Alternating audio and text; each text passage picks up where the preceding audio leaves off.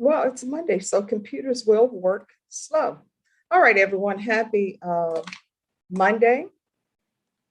It's a beautiful day outside. At least we don't have heavy thunderstorms like we had for the majority of last week. You're in the 187 District Courtroom. These are the rules of the 187 District Courtroom. One, you are not allowed to use the chat box. So all the inmates, you're not allowed to use the chat box. If you use the chat box, you will be sent back to your cell. To everyone on this Zoom, you are in a courtroom. You may be at your home, you may be at the Bexar County Jail, you may be at your offices, but you are in a courtroom. If you do not behave appropriately, as though you are in a courtroom, your Zoom privileges will be revoked. You will be commanded to appear in the 187 District Court. Now, what does that mean? That means that you're going to have to get in your car, catch a via bus, call an Uber or a Lyft, come to the courtroom, you're going to have to find parking space. That's going to cost you money.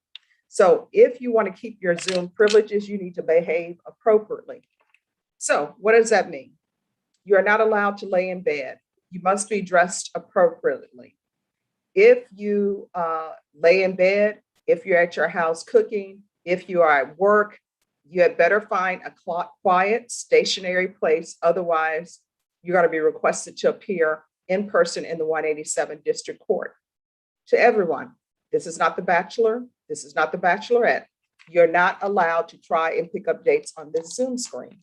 And I know you ask yourself, why would she say that? Because it's been done before and it's not allowed. It would not be allowed in the courtroom, so it's not allowed on this Zoom.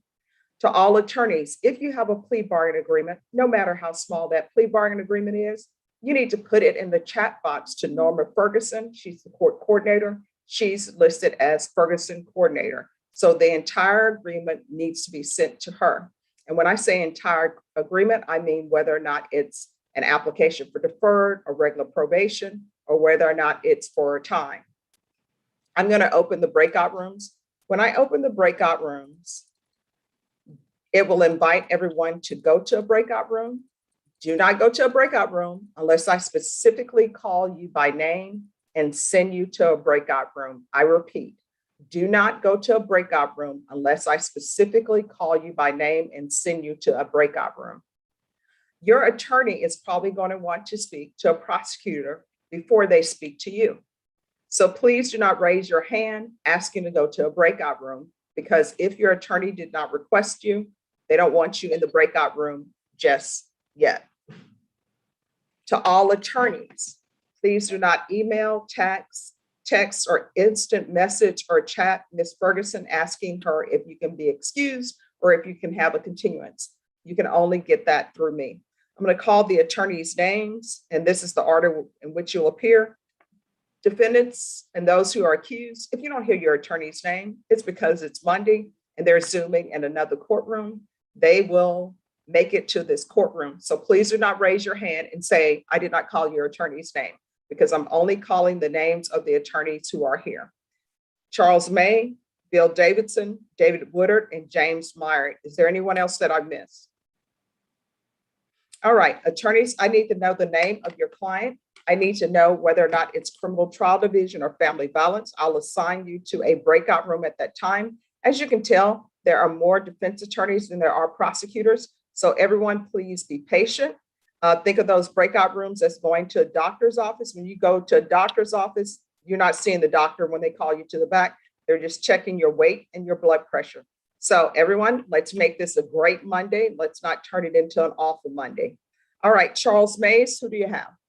Oh, yes, Your Honor. I have Mr. Arturo Gonzalez, and it's a motion to withdraw, Your Honor.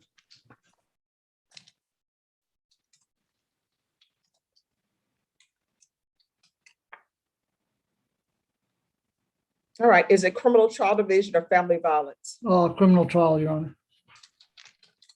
All right, I'm going to send you to breakout room number 2 to confer with state, and then we'll address it. Thank you, Your Honor. You're welcome.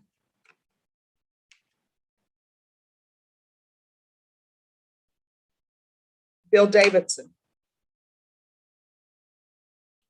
Good morning, Your Honor. Good morning.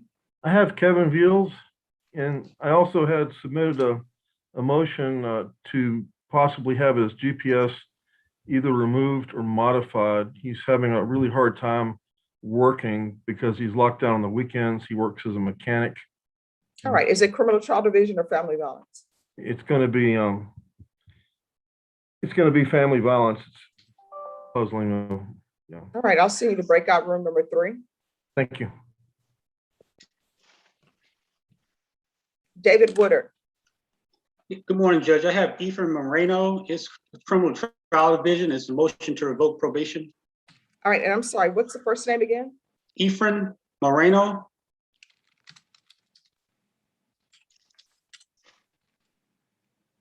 I'll send you to breakout room number 4.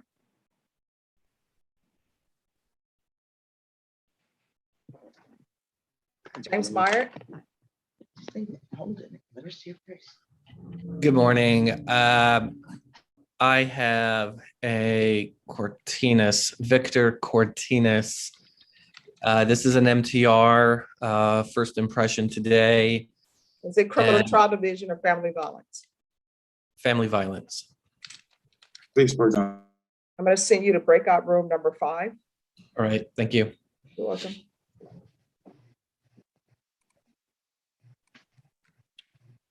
Kirk Sherman. I'm here. Yes, who do you have? Clifford LeBlanc. Criminal trial division or family violence? Yes, ma'am. No, is it criminal trial division or family violence? I believe it's criminal trial division. Yeah. Drug case. All right, I'll send you to breakout room number 6. Thank you. You're welcome.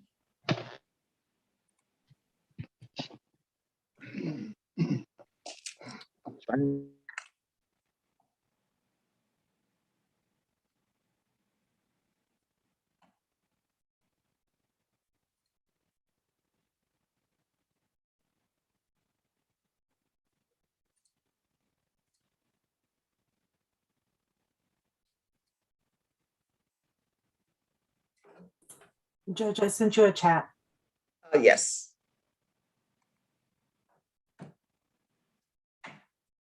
All right, thank you.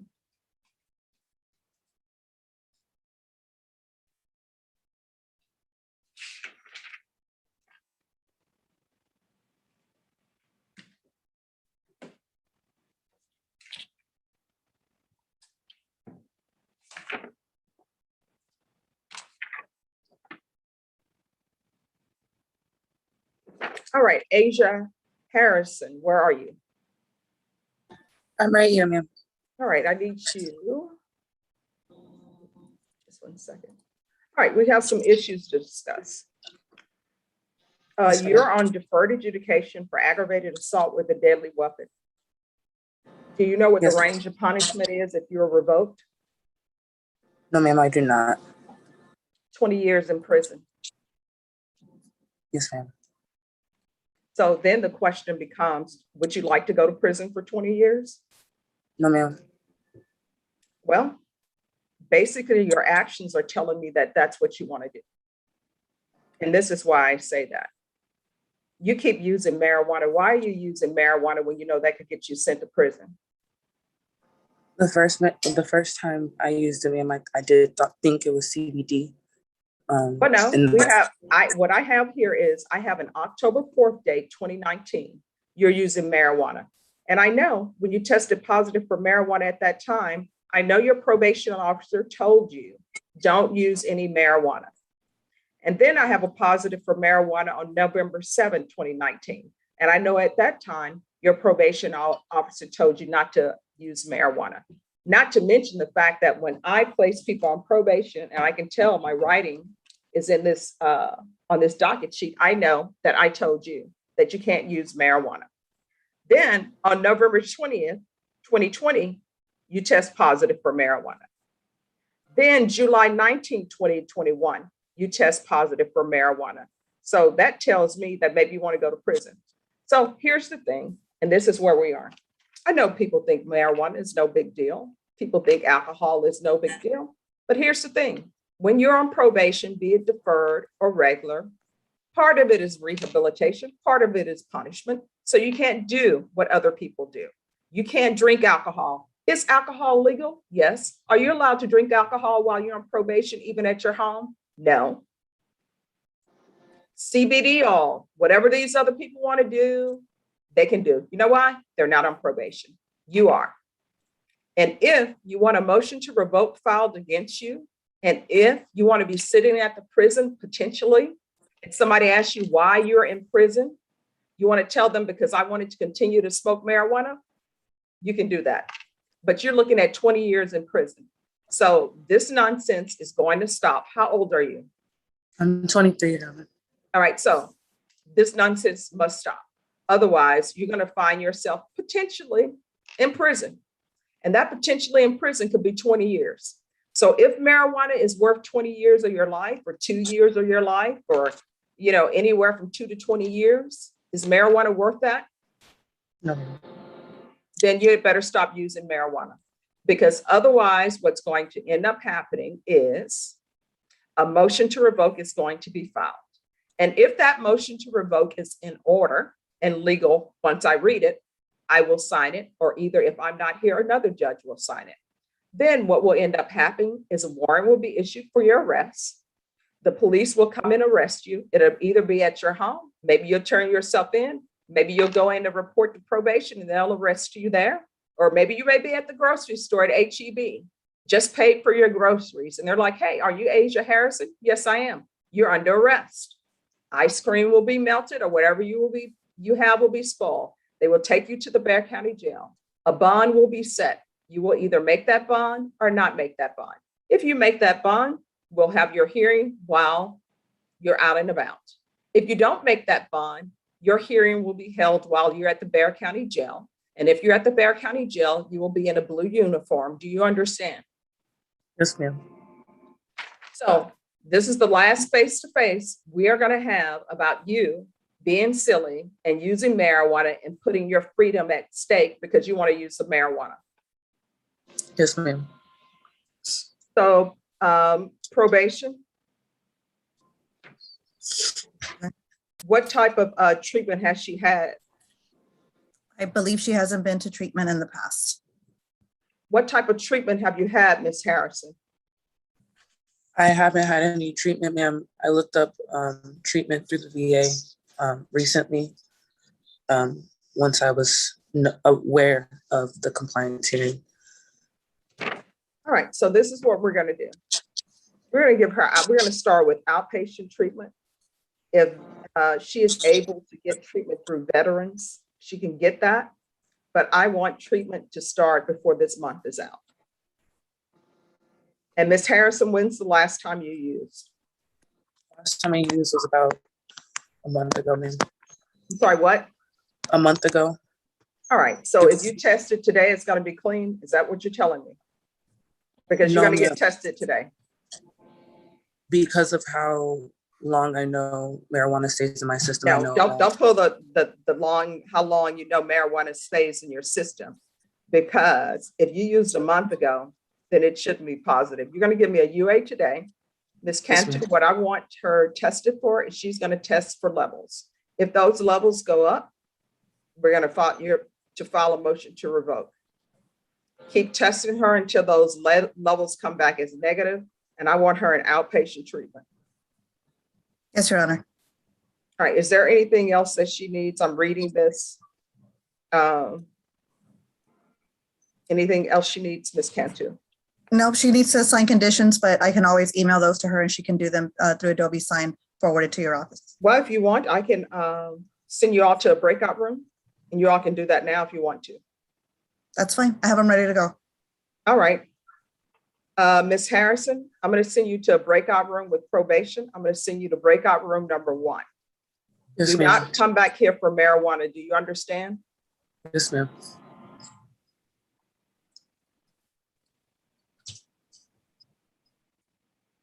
And then you both can be excused from there. All right. Thank you, Your Honor. You're welcome. Excuse me, Judge, I sent you a chat. All right, just give me a moment. Yes, ma'am.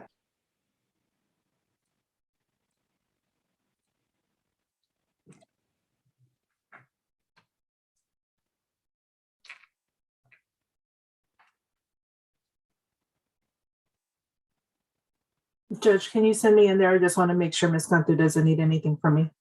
Yes, I will. Thank you. And I'm sorry, Rebecca, let me make you co-host. Okay, thank you. You're welcome. And everyone, just give me a moment, please.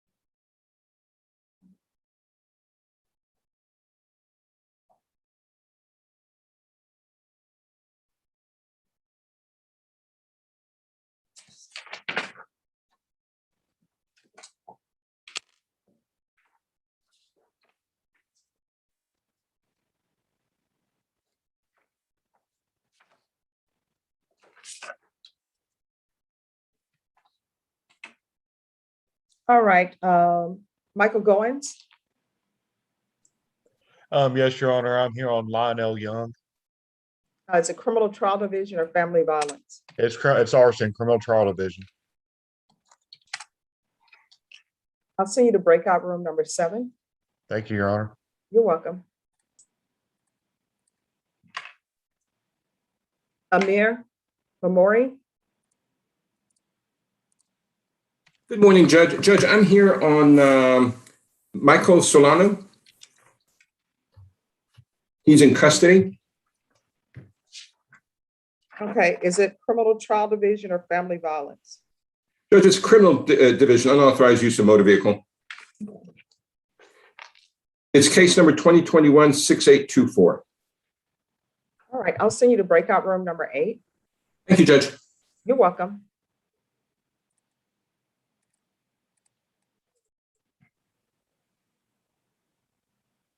Charles May, you're back. Yes, Your Honor. Yeah. I visited with Marcus and I visited with my client.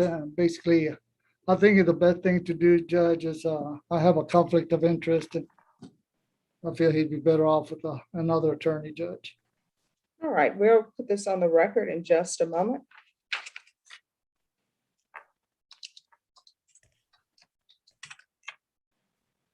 And Scott McCrum, I'm sending you to breakout room number 9. Thank you.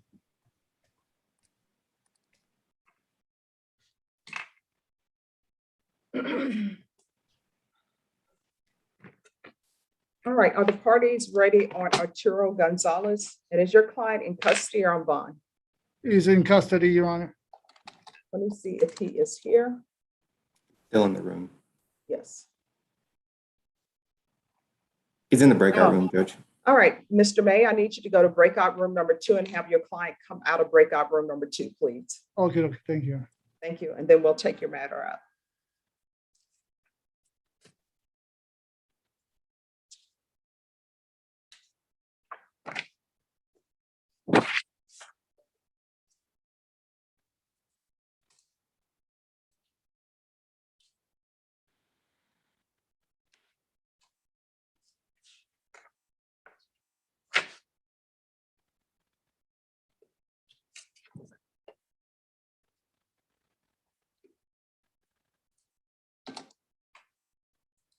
Jeb Locke.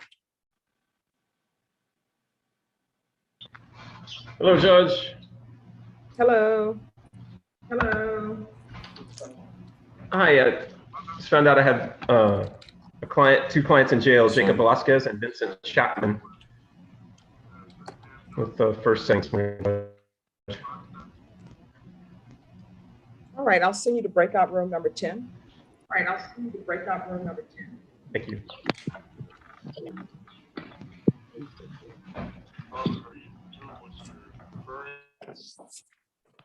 All right, Mr. Gonzalez, let me see if he's here on the screen. Yes, he is. Brenda, we're going to go on the record.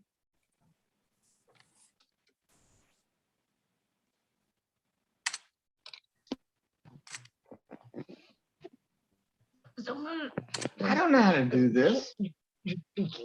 Stop, tap, just. Kirk Sherman, I'm going to invite you to go to a seminar on Zoom. I'm doing the best I can, Judge. My client is still missing in action. No, well, you're going to have to wait. I'm in the middle of a hearing. My apologies. Can I go to other courts? Yes. Thank you. I'll be back.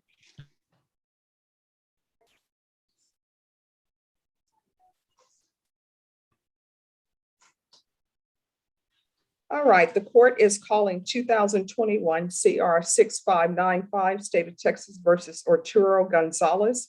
Can I have parties announced for the record for the state, Marcus Sanders. for the defense? Charles Mace, Your Honor. All right, Mr. Gonzalez, can you unmute yourself, please? Yes, ma'am. Are you Arturo Gonzalez? Yes, ma'am. All right, any objections to us proceeding by video, state, No. defense? None, Your Honor.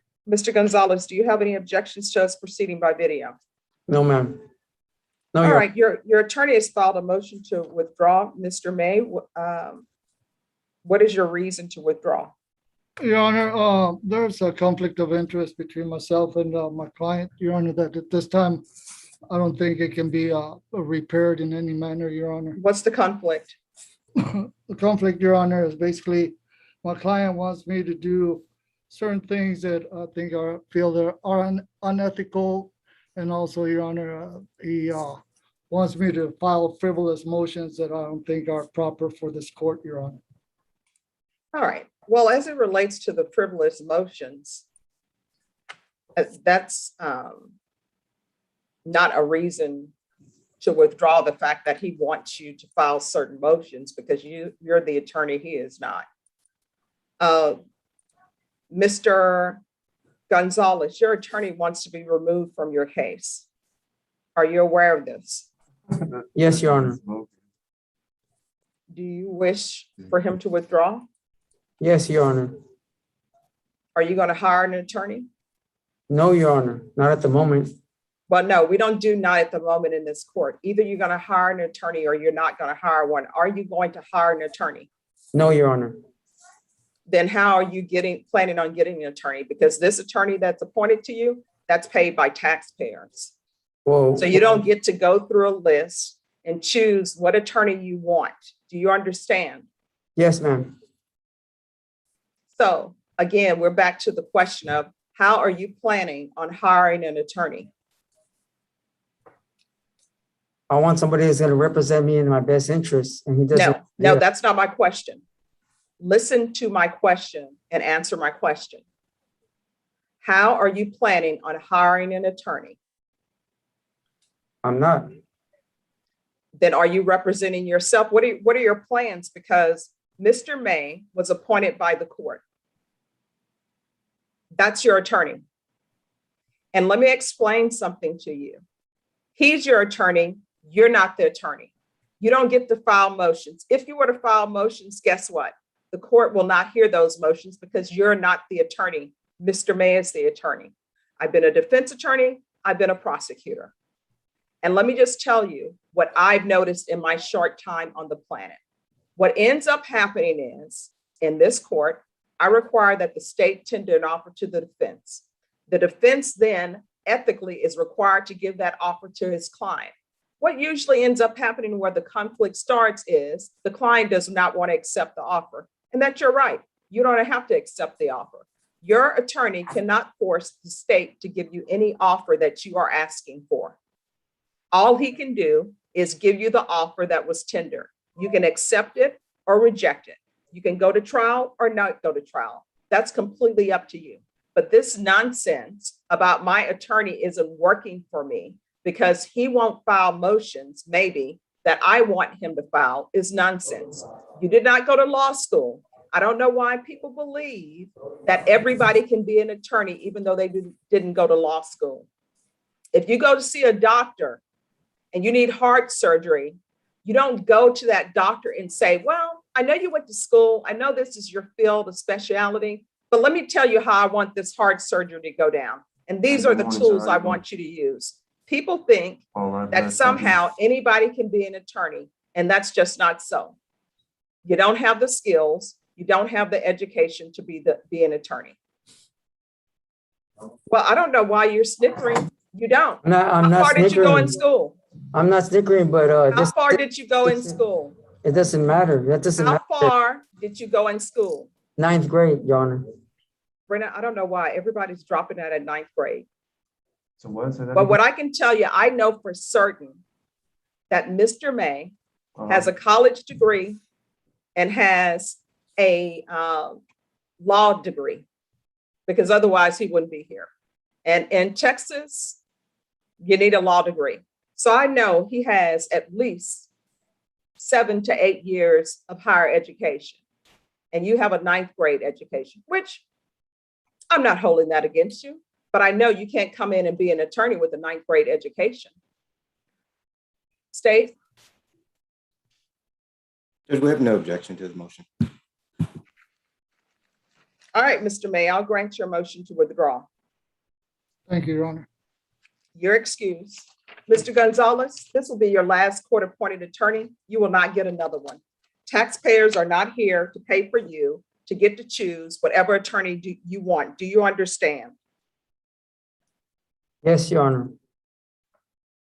God bless. Don't do that because you don't mean it. I do.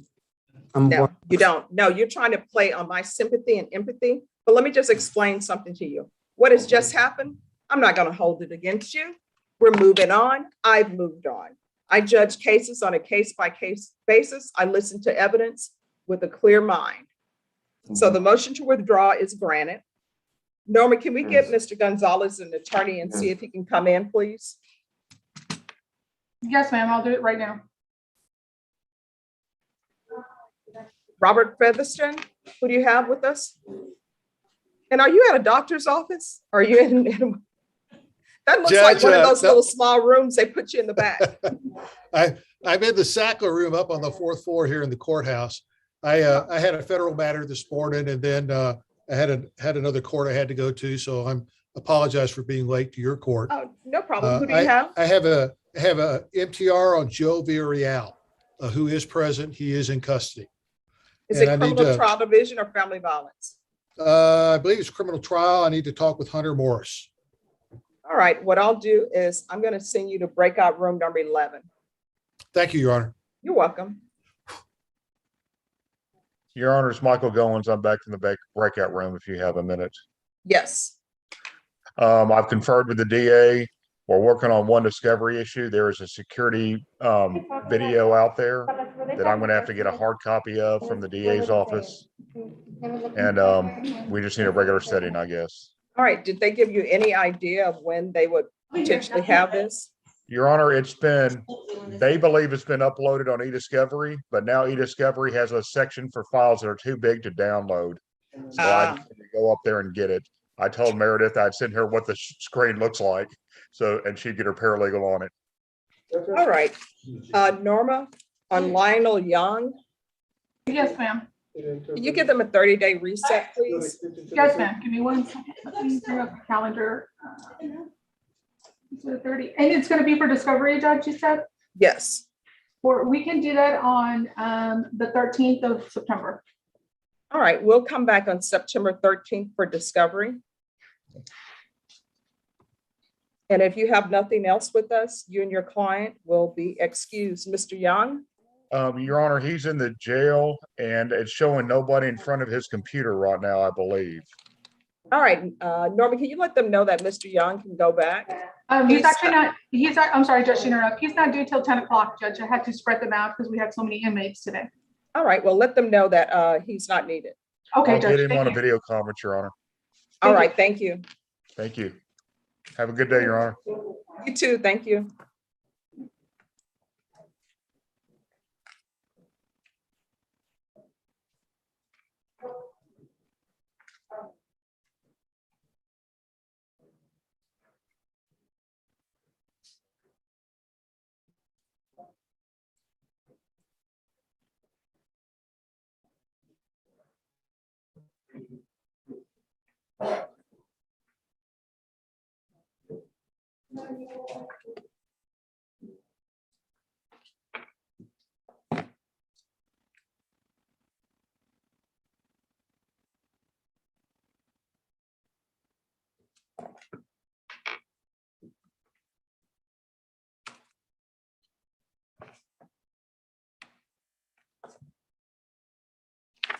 Jeb Lock?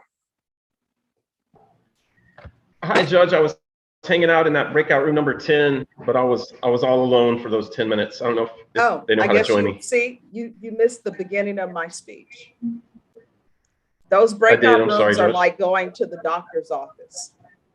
There are more defense attorneys than there are prosecutors.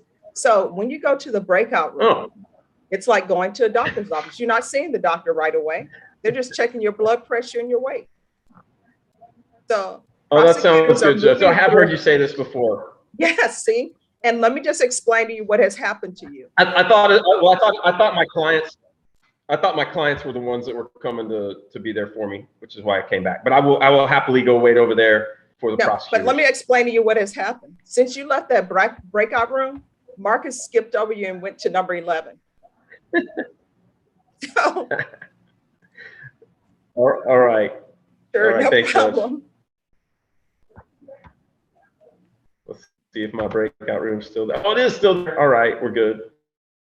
Sure.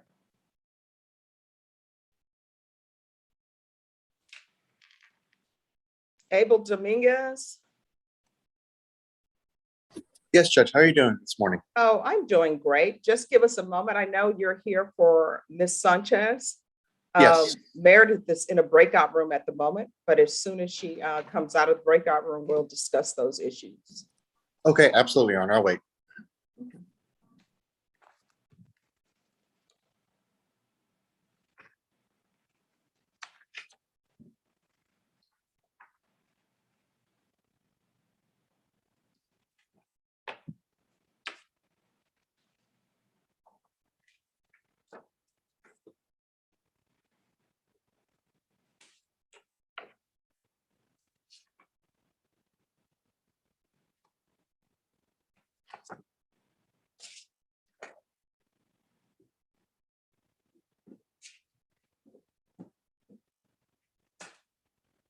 And Norma, on Arturo Gonzalez, he actually has 2 cases. Yes, ma'am. I am looking at it right now. Judge, give me 1 second. Thank you.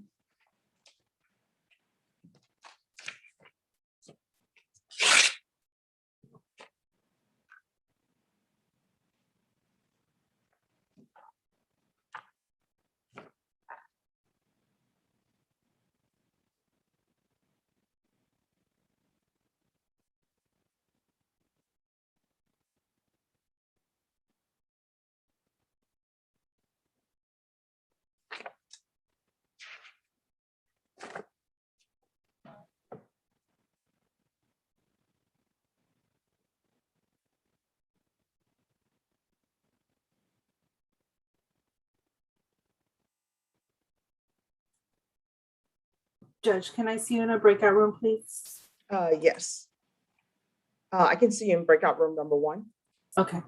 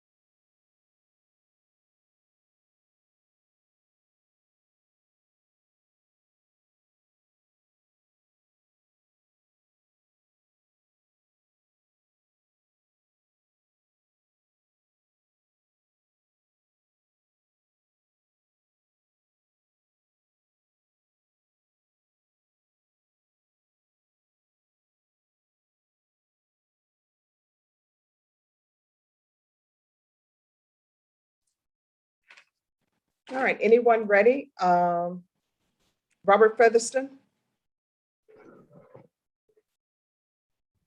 Judge, we're back from conferring with Marcus. Marcus made a very kind offer on the NTR. My client has decided to accept that offer, and he'll plead true to the new number Oh, one. just put it in the chat box to Ms. Ferguson so she can get the appropriate paperwork to you. Will do, Judge. All right, thank you. David Woodard? Judge, me and Meredith confirmed, we have an agreement, and I sent Norma a chat letting her know about that. So we're just All right. waiting. All right, thank you. Thank you, ma'am.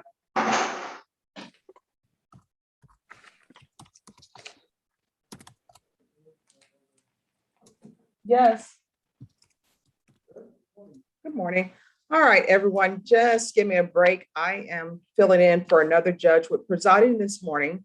So when I take a break, I'm taking a break to handle other matters, but I'm still here in the office. So everyone just give me a moment and remember that we are live.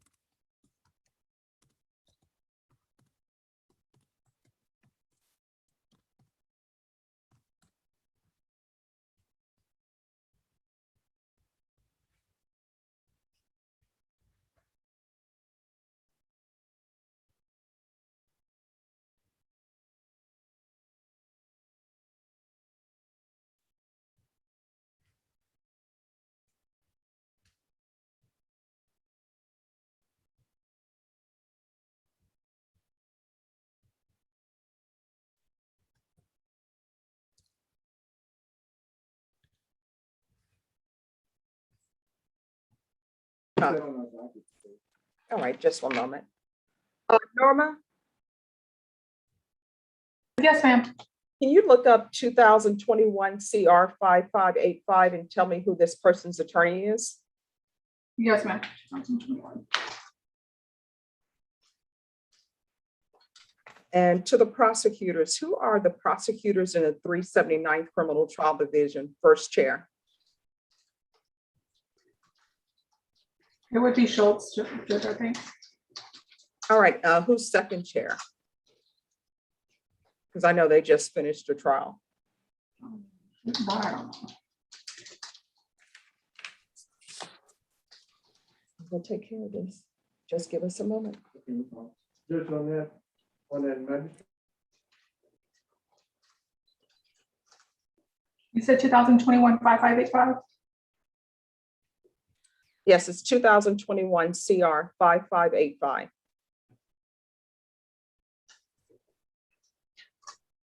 It doesn't have an attorney assigned, Judge. Okay, all righty. That's okay.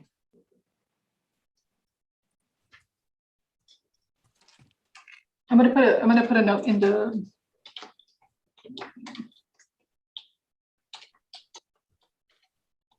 All right. All right, to the courtroom, could you please show your video?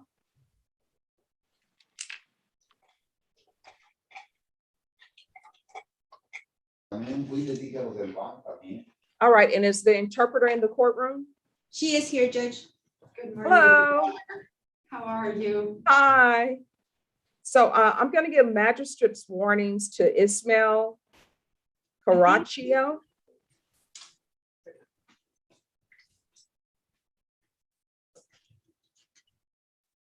You, al frente.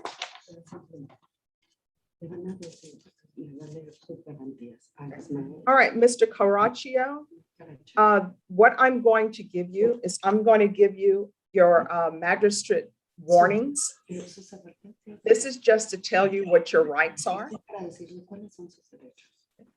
My understanding is that you are a Spanish speaker and there is an interpreter to interpret what I'm saying into Spanish.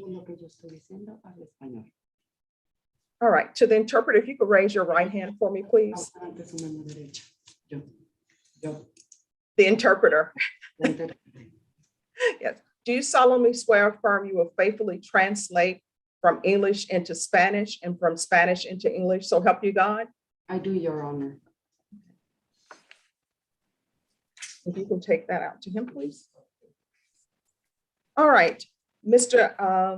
Caraccio, I'm just going to give you your rights. Your case has been indicted. Your cause number is 2021 CR 5585. The charge is failure to stop and render aid in a moving vehicle. The deputy is giving you the magistrate's warnings. Those magistrate's warnings are in Spanish. Are you able to read those warnings? I don't know how to read. All right. So, Mr. Caraccio, if there's anything that I say to you that you do not understand, let me know. Mr. Caraccio, are you able to write your name? Yes. All right. These are your rights. You have a right to remain silent.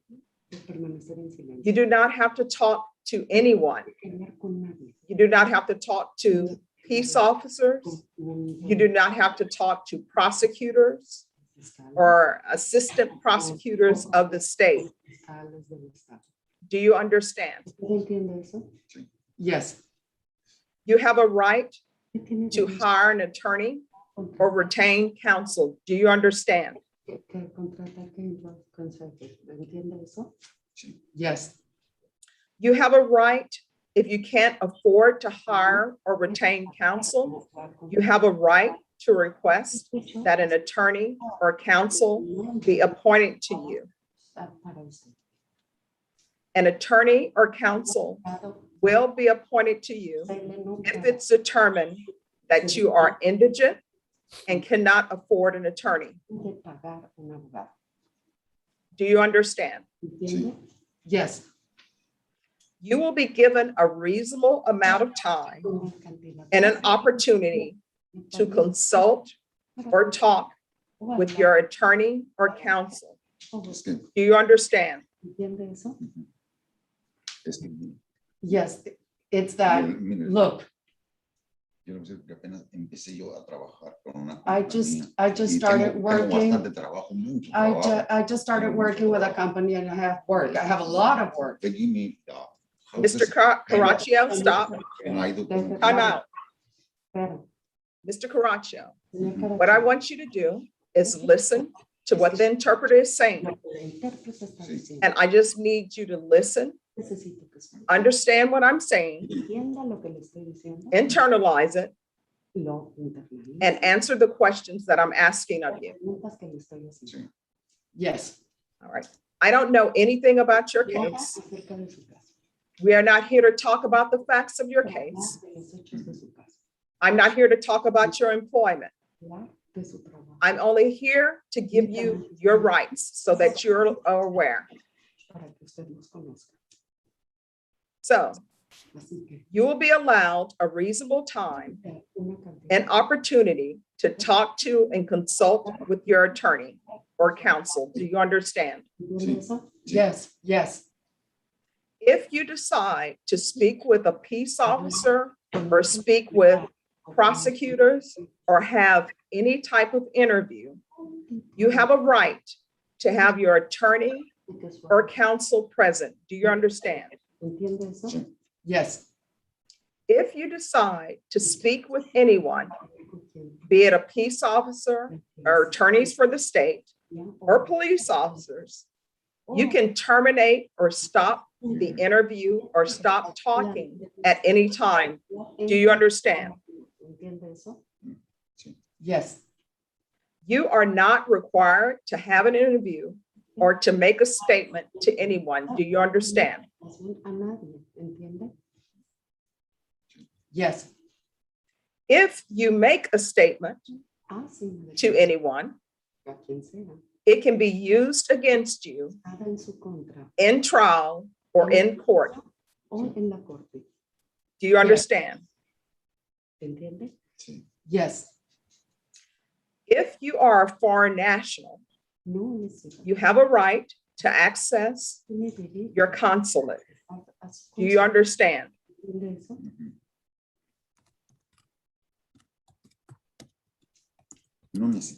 I don't need the consulate. Nope, that's not my question, Mr. Caraccio. My question is, Yes. well, I want you to understand is if you are foreign national, Es extranjero. you have a right to have access to your consulate. Do you understand? ¿Entiende eso? Yes. These are the procedures for requesting a court-appointed attorney. A un abogado de- You must complete an application to determine if you qualify to receive a court-appointed attorney. Do you understand? Un abogado de oficio. ¿Entiende eso? Yes. If you need help, Si usted a necesita clerk will help you fill out the application. Do you understand? una solicitud, ¿entiende? Yes, yes. The application will contain an affidavit, Una declaración jurada. and that affidavit must be signed by you. Do you understand? ¿Entiende eso? Yes. The affidavit is written and it's printed, and it has a statement of facts Una declaración that you make voluntarily, hizo voluntariamente. Yes. and you will also have to swear that everything in your application is true and correct. Do you understand? Cierta y correcta. ¿Entiende eso? Yes, yes. In order to receive a court-appointed attorney, you must qualify for one. Un abogado tiene que llenar los requisitos. Do you understand? ¿Entiende eso? Yes. You will have to meet certain indigency standards in order to qualify for a court-appointed attorney. Do you understand? ¿Entiende eso? Yes. If you qualify for a court-appointed attorney, Nombre en un abogado. you will be given that attorney's name and phone number. Do you understand? ¿Usted entiende? Yes. That attorney will be contacted, Va a contactar a usted. and that attorney must make contact with you by the next business day after the appointment. Después de que se lo nombraron. So Yes. if an attorney is appointed to you today at 10 a.m., they need to get in contact with you by the next business day at the close of that business day. Do you understand? Final del día. ¿Entiende eso? Yes, yes. Are you requesting a court-appointed attorney? Yes or no? Are you going to hire an attorney, Mr. Caraccio? I want an attorney from here, yes. Do you want one appointed? ¿Quiere que se le nombre uno? Yes. All right, so Mr. Caraccio, I will let them know that you want to be considered for a court-appointed attorney. Whether or not you qualify will depend on your application. Depende de la solicitud que usted haga. Yes. All right, so Mr. Caraccio, if you will just take a seat in a box, I'm going to speak with the prosecutor so I can see what to set your bond at, okay? Para ver en cuánto van a poner su fianza, ¿ok? Yes. And if you all would just give me 5 minutes, please. Un minuto, por favor. All right, is there a prosecutor available to review this case to make a determination on what the bond should be? And if there should be any conditions? It is 2021 CR 5585.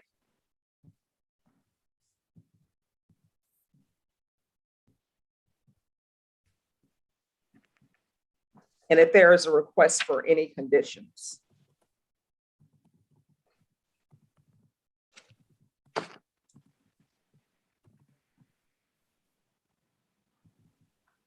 And everyone, just give me a moment, please.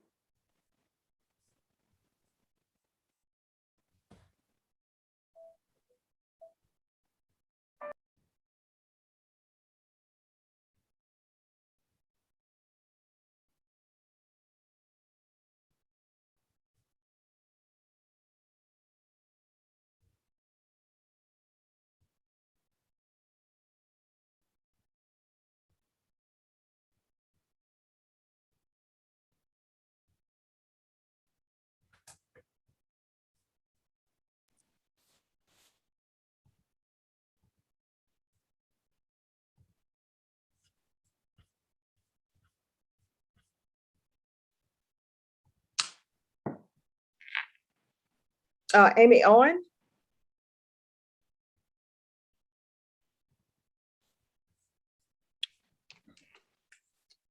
Yes, Judge, I'm here. Yes. Who do you have? I have Tony Kaplan. He's in custody. I believe it's CTV, Your Honor.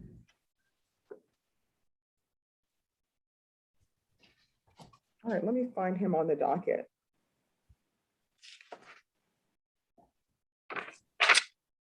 He's on the add-on, Judge. All right, thank you. Oh, it's Kaplan with the K. That brings back college memories, right? Law school prep, right? Yeah. All right, I'm going to send you to Lucky Breakout Room number 13. Thank you.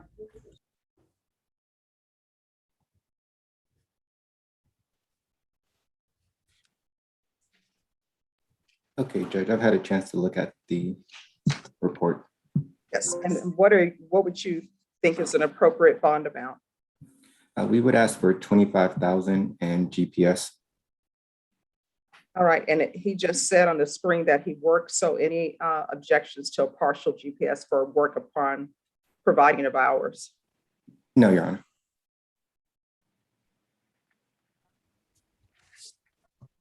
All right, if I could have the defendant back on the screen, please.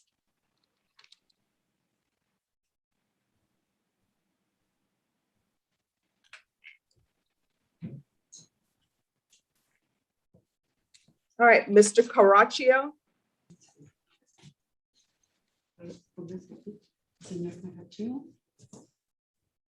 All right, Mr. Caraccio.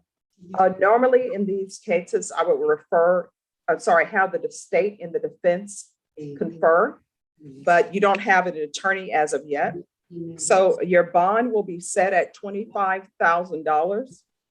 You will be placed on GPS. It will be partial GPS. You will be allowed to work. And I'll ask that the GPS fees be waived and that you be placed on indigent status. All right, and Mr. Caraccio, so what that means is you will be allowed to work.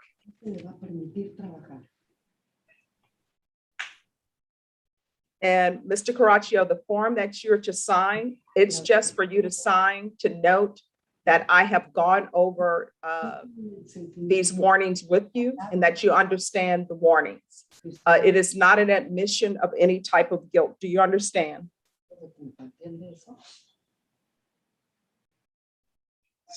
Yes. All right, if there is nothing else, then that will be all, Mr.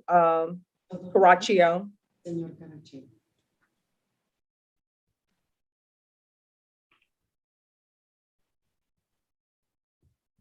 All right. Me? Yes, thank you so much. Your Honor, Yes. You're gonna arrest me today. Mr. Carachel I can said, know how to arrest me. are you gonna arrest me today? Because Yes, I'm- you're going to be taken into custody today, Mr. Caraccio, but you will have an attorney appointed to you today. Okay, and what I'll do is I'll let the court coordinator here, let the court coordinator in the 379th know that you need an attorney appointed.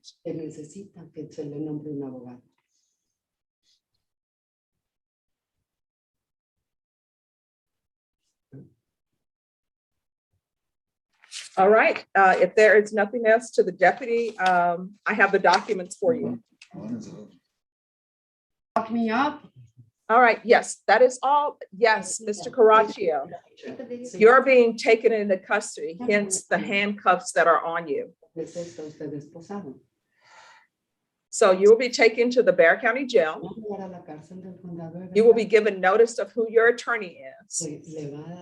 This case, Mr. Caraccio, is not in the 187 District Court.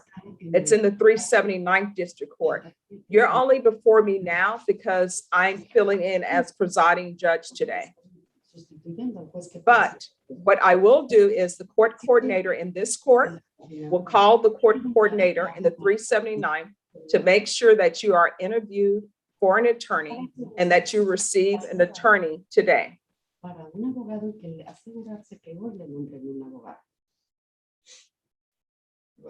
Thank you. All right. Thank you. Good luck to you, Mr. Caraccio.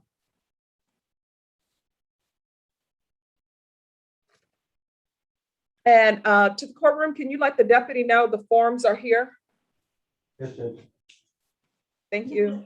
Your Honor, may I be excused? Yes, thank you so much. Happy Monday. Happy Monday. It's always my pleasure. All right, thank you. Bye-bye. Bye-bye. James Seeloff, who do you have? Your Honor, last night I got a notice of Manuel Gonzalez. Last time we were here, you ordered a mental evaluation. All right, then. I have not received a mental evaluation. I don't know why I'm here. Ah, that's why. So we can see what's happening with that.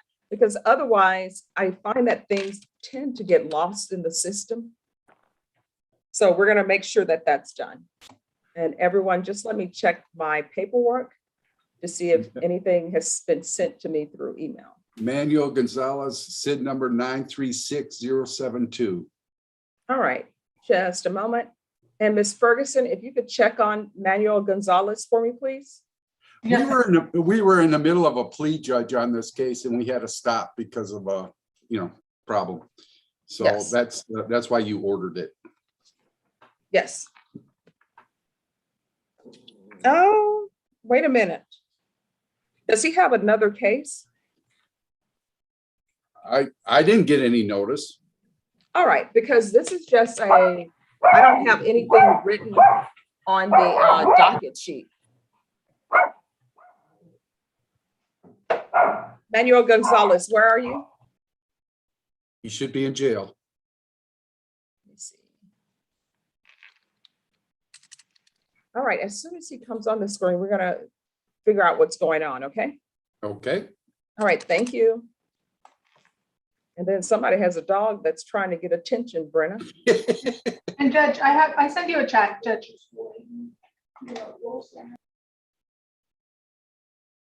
All right, Norma, we'll address that when Amy Owen comes in. Yes, ma'am. And I'm still trying to get a hold of Robert Porter. All right, thank you.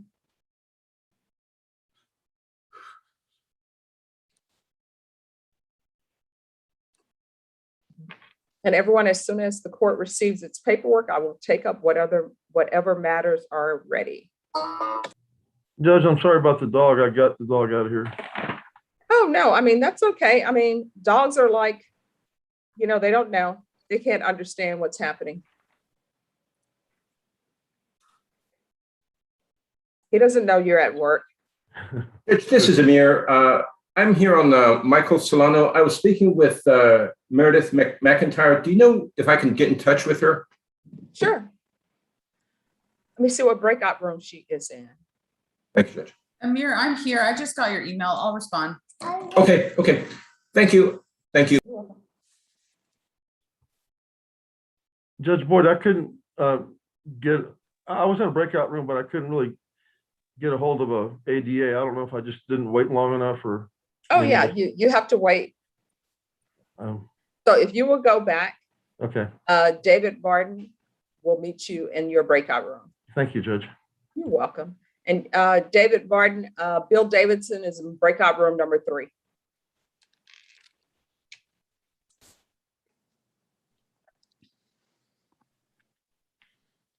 Judge, I see that Meredith is back. Did you want to talk about Miss April Sanchez? No, I think she's speaking with another attorney, Amir. As soon as she finishes speaking with him, then we'll take that matter up. Okay, absolutely, Your Honor. Sure. Yeah, I got booted out and had to log back in. Can you make me a Okay. Let me send you, let me see where you are, David. Sure. All right, and David, Bill Davidson is in number 3. I'll send you to 3.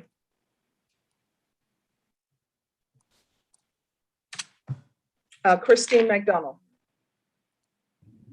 Good morning, Judge. I'm here on Jerry Armstrong with Criminal Trial Division.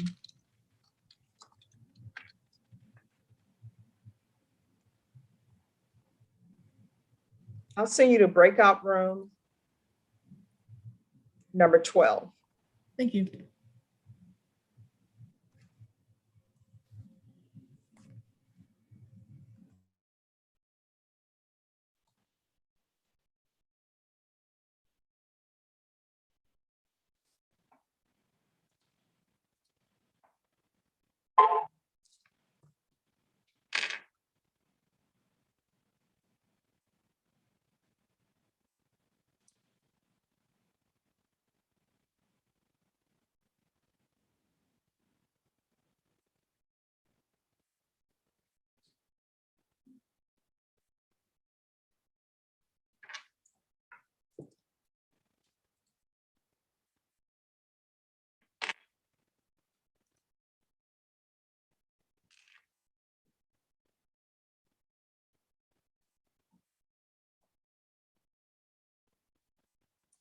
All right, Ernest Acevedo.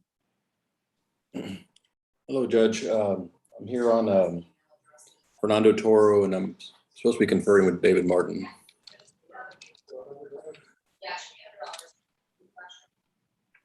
All right, I'll send you to number 13. Thank you. You're welcome.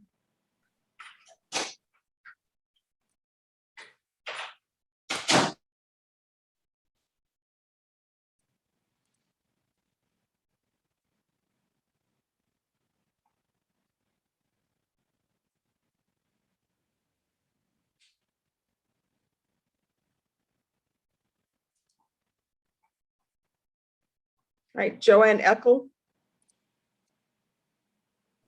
Good morning, Judge. I have Jose Garces III. It's Criminal Trial Division, and he's in custody.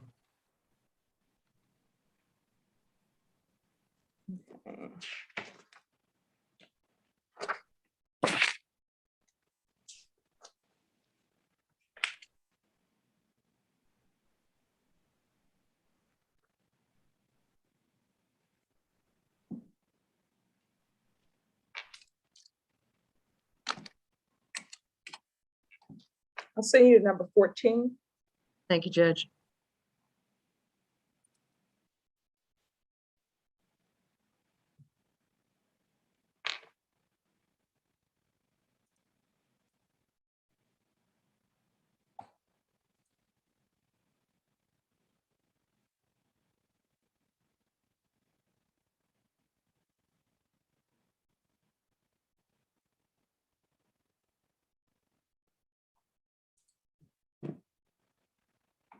And Norma, I'm sending you a chat.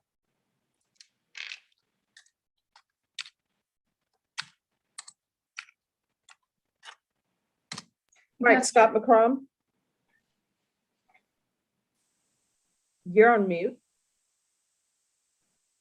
Dang it.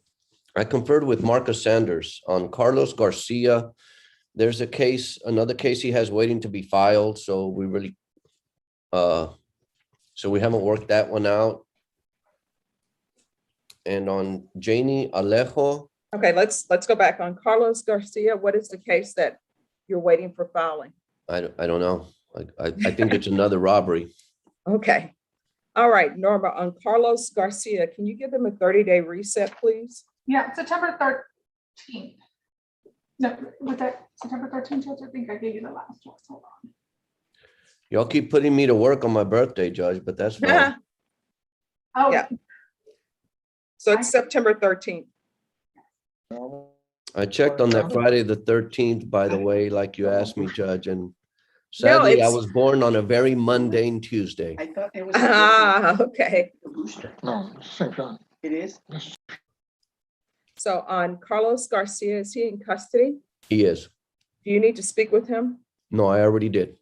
All right, Norma, Carlos Garcia, could you raise your hand for me, please? All right, Norma, can you let them know that 17G can go back? yes, ma'am, 17G. All right, who is your other client? Janie Alejo. All right, and what is happening with Janie Alejo?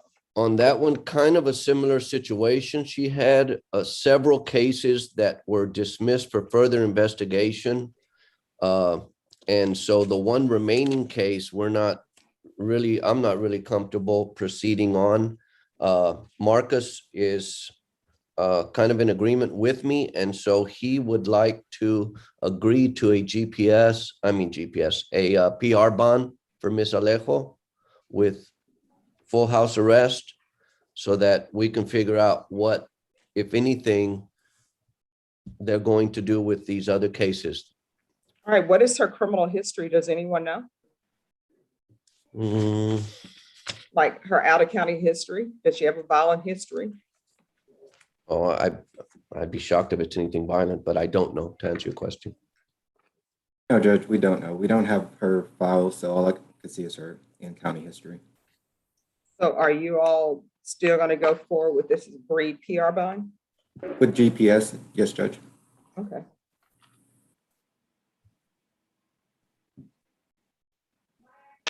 Back into the 144 instead of 27. I need that passcode again.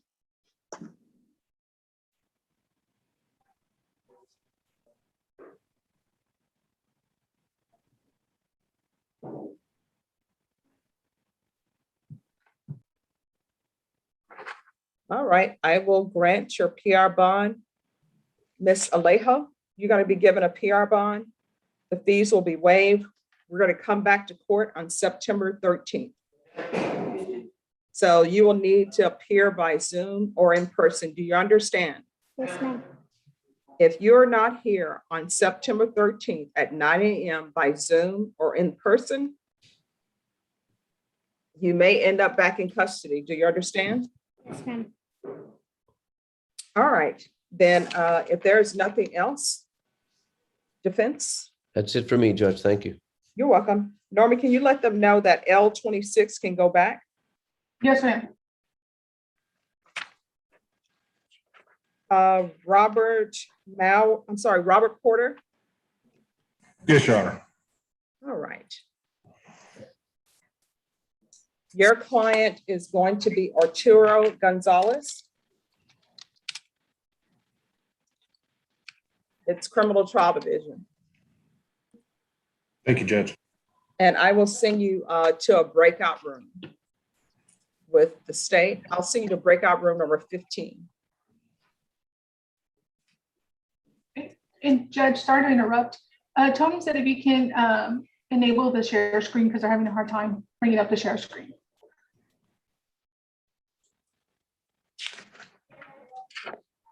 There you go.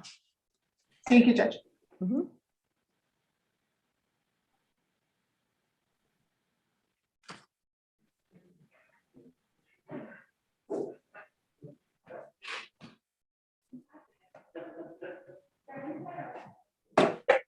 Richard for maintenance, 6362. Richard for maintenance, 6362. All right, let me see if Meredith is back.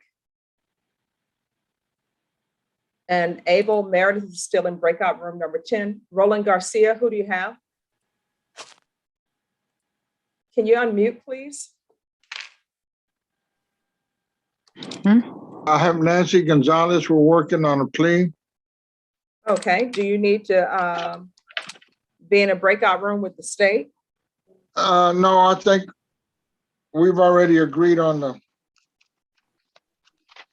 plea. I just need a few minutes. I can call my client on her back line to go over the paperwork with her, admonish her, and then we'll be back to you as soon as we're ready to roll.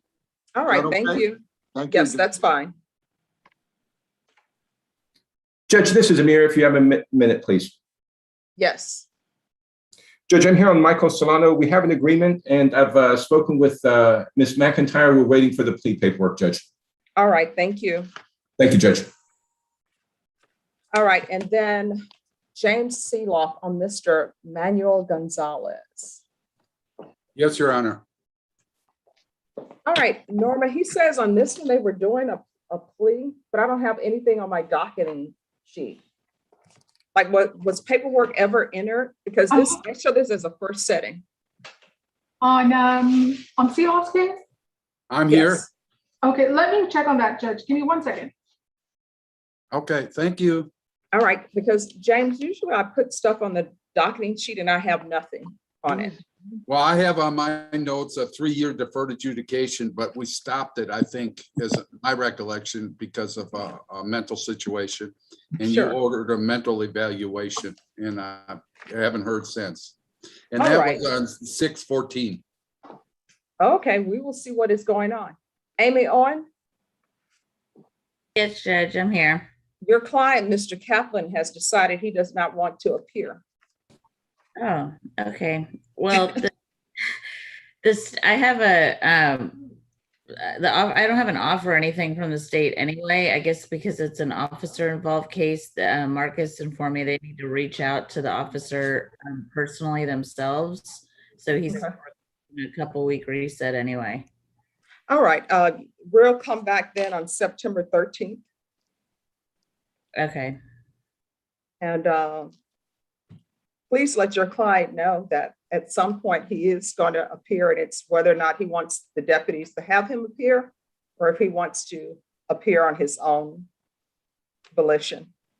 Yes, ma'am. Okay. Thank you, Happy ma'am. Monday.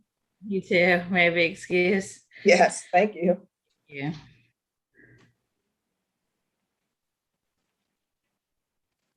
And Norma, you can let them know that Mr. Kaplan is not needed. Thank you.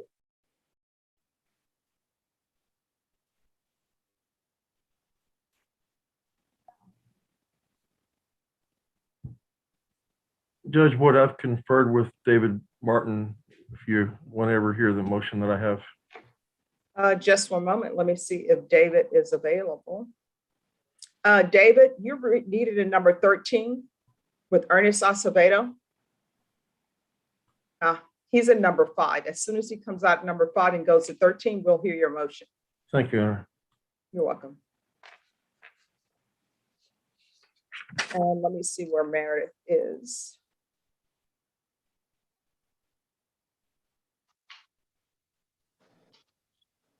All right, and who is the attorney on Benton Court?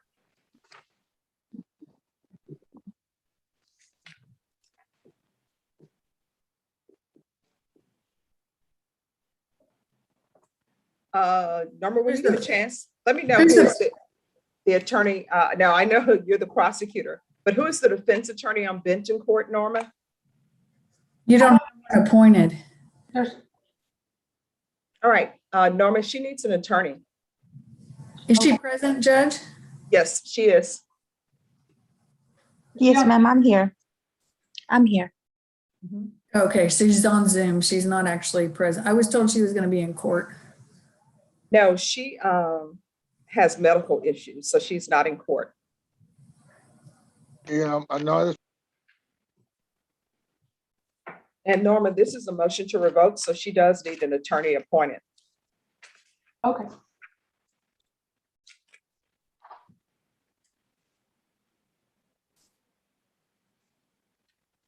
So Judge, I don't have a copy of the MTR, and we'll need an opportunity to confer with the attorney Yes, and get a report from the probation department.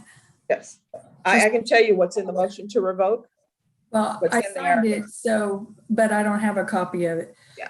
So The, it's $367,000 is what's needed. All right, we're gonna get a reset because she's ill and the court has documentation.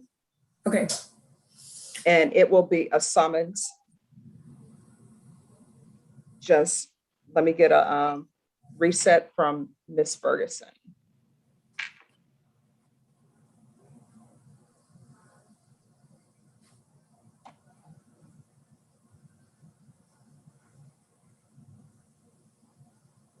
who's your CLO, Judge?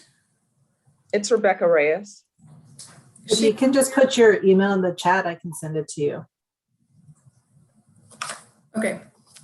You should have it, Rebecca. You sent me that other stuff we did on those 3 co-defendants that also, or 2 that owe restitution.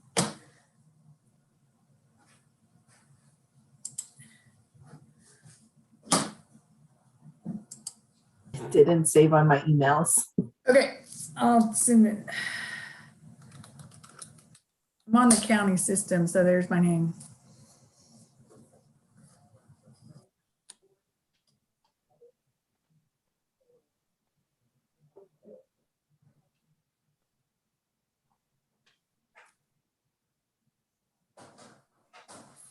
And when you send that, can you also send the phone number for the PO?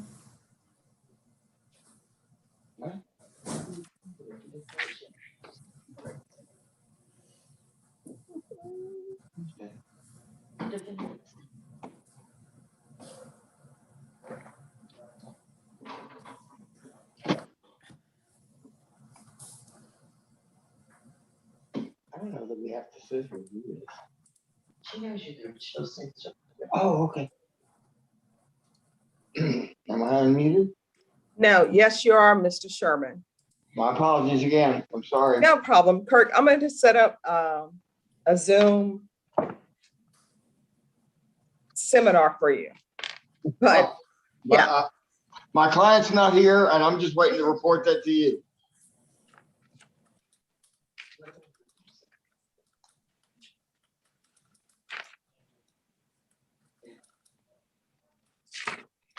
All right, we'll see if Clifford LeBlanc shows. Deputy Laura, is there a Clifford LeBlanc in the courtroom? No, Your Honor.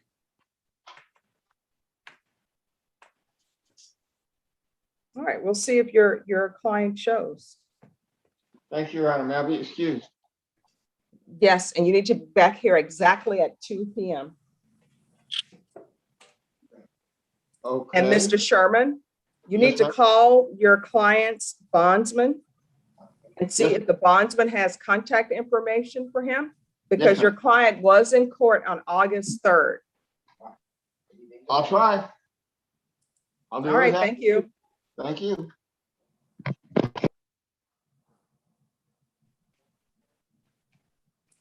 Norma, do you have a date for Grace Benton Court to come back? Judge, I just sent you a chat.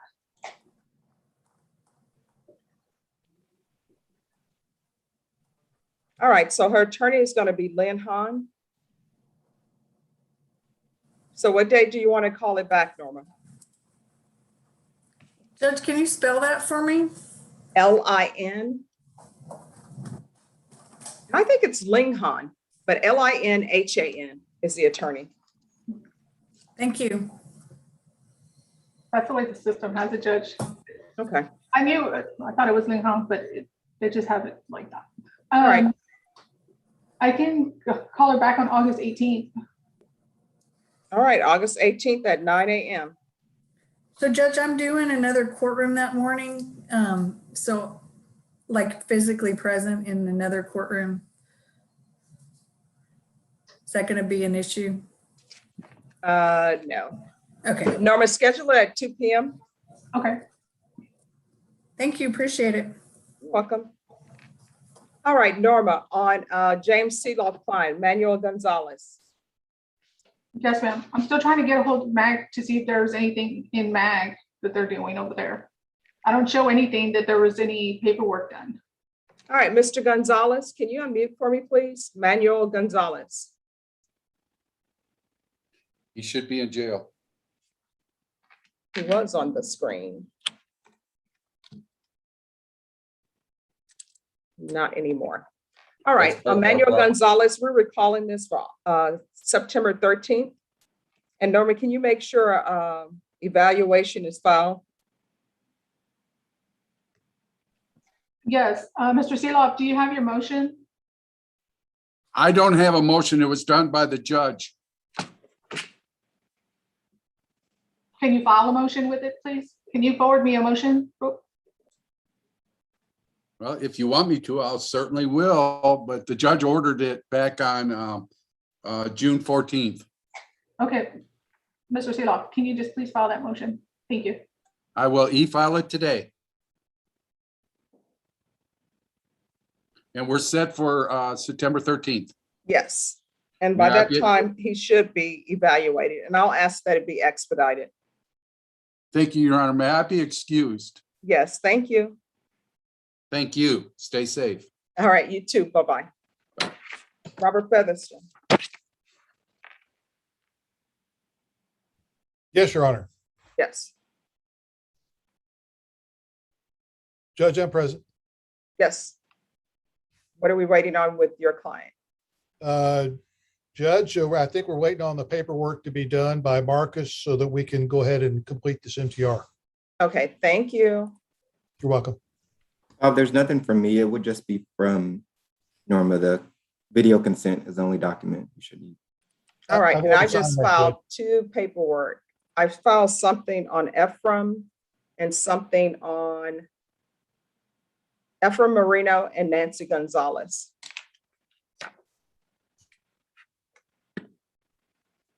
All right, who are the parties on Ephraim Marino? I am, Your Honor. Who's the defense attorney? Ephraim Marino.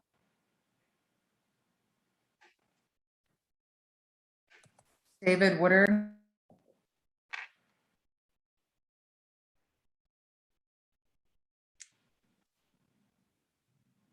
David Woodard.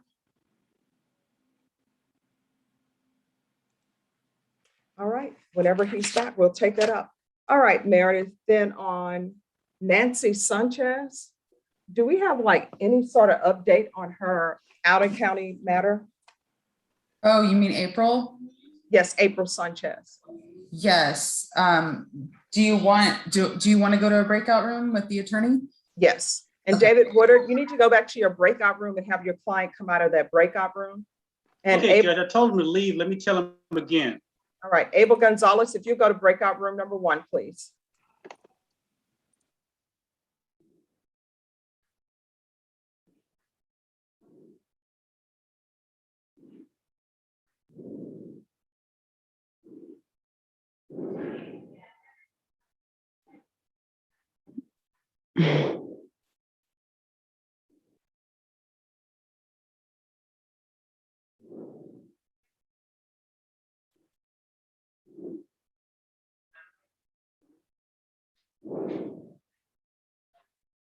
Mr. Featherston, your client still has the paperwork in his email at the jail.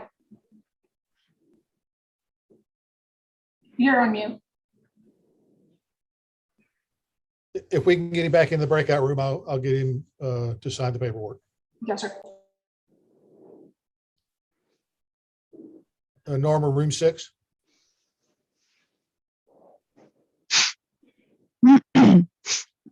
Yes, sir. If it's available, let me look. Yes. Mr. Villarreal, can you go back to room 6?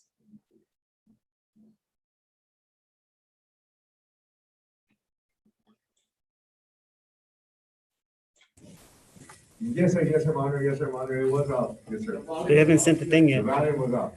A box is gonna pop up. It's gonna say the word join in blue. Just hit enter. But she hasn't put you in that break room yet. Yes, sir, Honor. She said you're all done? Yeah.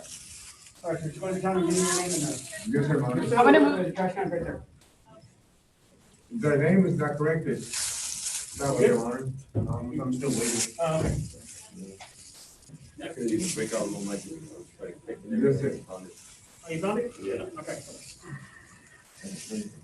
Have you ever seen anybody roll out on cameras? Yes. Yes, sir, I have done plenty of those things, sir. I have a lot of things in one page, sir. If you haven't been to whether they like your booking process? Yes, sir, Honor. Right now I did. So you got the bag come already that they're gonna roll you out? Yes, sir, Honor. Yes, sir, Honor. They'll parole you off from here if you've already been to TC. Yes, sir, Honor. If not, you have to go to TC.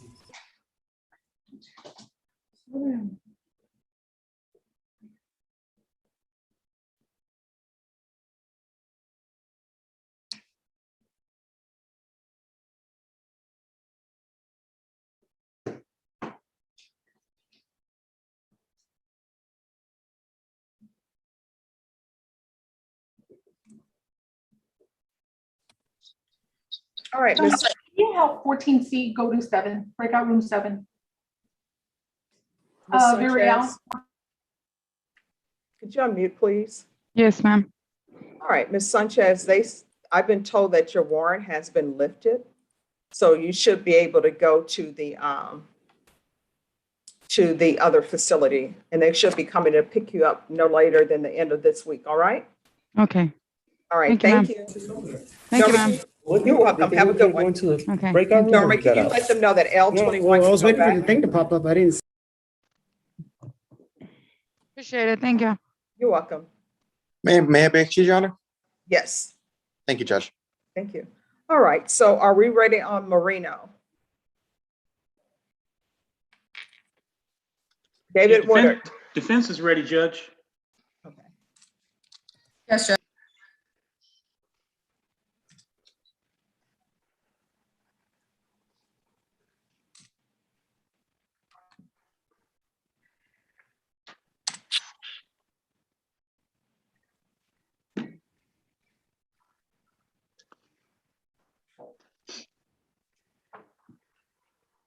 All right, the court is calling 2020 CR 5276, State of Texas versus Ephraim Ramirez Marino. Could I have parties announced for the record for the state? Meredith McIntyre for the state. For the defense? David Andre Woodard for Mr. Moreno. Are you Mr. Marino? Yes, ma'am. We're proceeding by video. Any objections from the state? No, Your Honor. Any objections from the defense? No, Your Honor. Mr. Marino, I'm showing you what's entitled Defendant's Consent to Appear by Video Conference. Did you review that document with your attorney? Did you understand it? And did you electronically sign it? Yes, ma'am, I did. Court will find that defendant has knowingly and voluntarily consented to appear by video. Next, I'm going to show you a document entitled Motion to Enter Adjudication of Guilt and Revoke Community Supervision. Did you review that document with your attorney? Did you understand it? Yes, ma'am. Are you the same Ephraim Ramirez Marino who was placed on deferred adjudication in 2020 CR 5276 for the offense of unauthorized use of a vehicle on February 24th, 2021 for a period of 2 years? Thank you. Yes, ma'am. Okay. In Bexar County, Texas, the defendant Ephraim Ramirez Moreno did then and there to the supervision officer as directed for the months of April and June of 2021 in violation of condition number 5.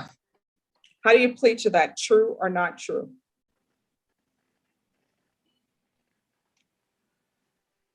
You need to unmute for me, sir.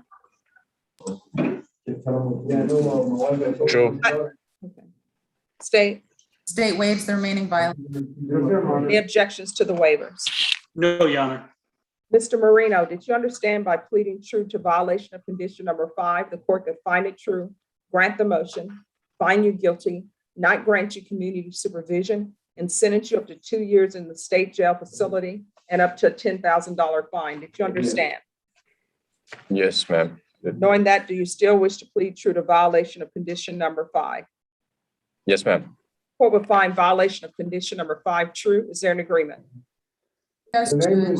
We're asking the court to deny the motion to continue him on his deferred adjudication, to alter and amend his conditions to do weekly reporting in person for 30 days and continue his original conditions. Is that the agreement, defense? That's our agreement, Judge. We're just asking the court to follow it. Mr. Marino, explain to the court why you haven't been reporting. You're on mute. Unmute yourself, please. Sorry about that. I honestly just didn't I didn't really think it was for me. I didn't think nothing of it, so it just seemed easy for me just not to even go or like report it at all. How old are you? I'm 28. So you're old enough to know better. It's not like you're a 19-year-old or an 18-year-old. Do you understand? Yes, ma'am. I just don't really see myself like doing that, so I just. I don't think anybody wants to see themselves doing probation, but this is a contract and you signed up to do it. So your choices are either you can report and follow through on this, or maybe you don't want to be on this probation. Maybe you want to go to the state jail facility. Is that what you're asking for? No, Your Honor. Then you had better start acting as though you're on probation. Do you understand? Yes, ma'am. And that means reporting. Do you have a job? I do. I do masonry.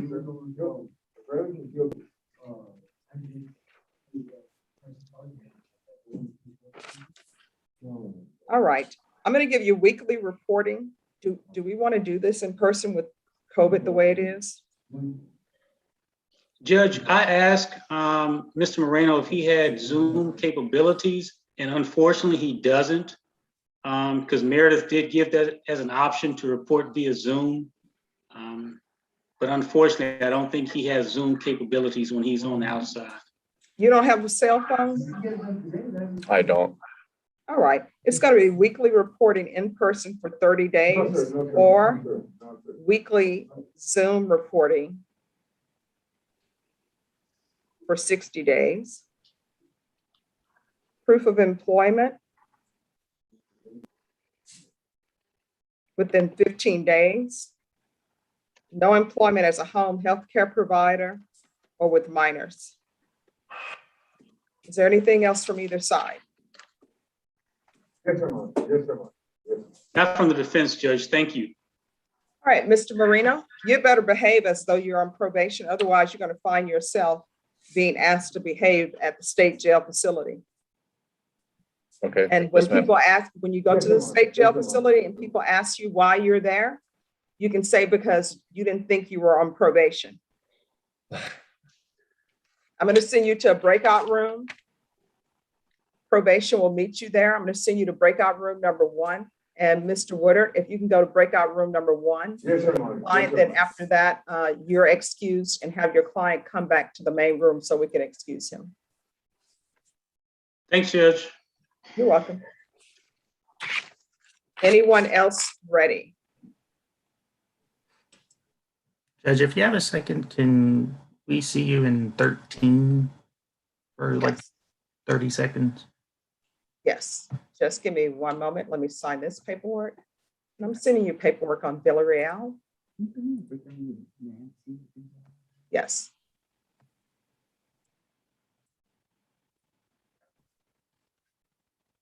Judge, I'm ready on that motion if we get to that. Okay, just give me one moment. And to the clerk, Nancy Gonzalez is not on the Zoom screen as of yet. She is doing paperwork off screen. As soon as she comes on screen, I'll send you all to a breakout room. Okay, Judge, thank you. Sure.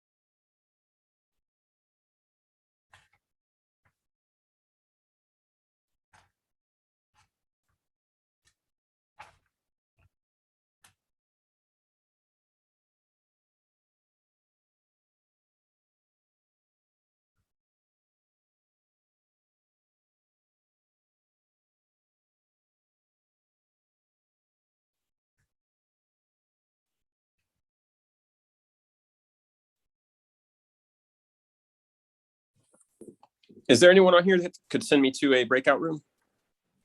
Yes. Your previous breakout room was number 10. It was, Judge. I'm still logged on another device. I don't know if that'll mess things up. Have you talked to, yeah, I'll see you to number 10. Okay, thank you, Judge. You're welcome. All right, Mr. Toro, you're excused. Roland Garcia, do you have Nancy Gonzalez here? Nancy Gonzalez, I'm going to send you to breakout room number 2. Yes, Your Honor. So you can be sworn in by the clerk. Okay, I'm sorry. Okay, yes, ma'am. Yes, going to number 2 to be sworn in. Who is on Joe Villarreal? Judge, that's Robert We haven't Featherston. signed it yet. All right, who's the prosecutor on Villarreal?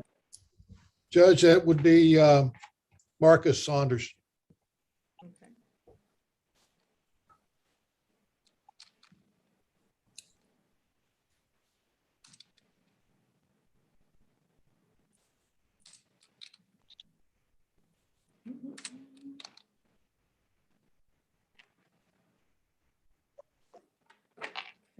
Okay, ma'am, I'm looking at him.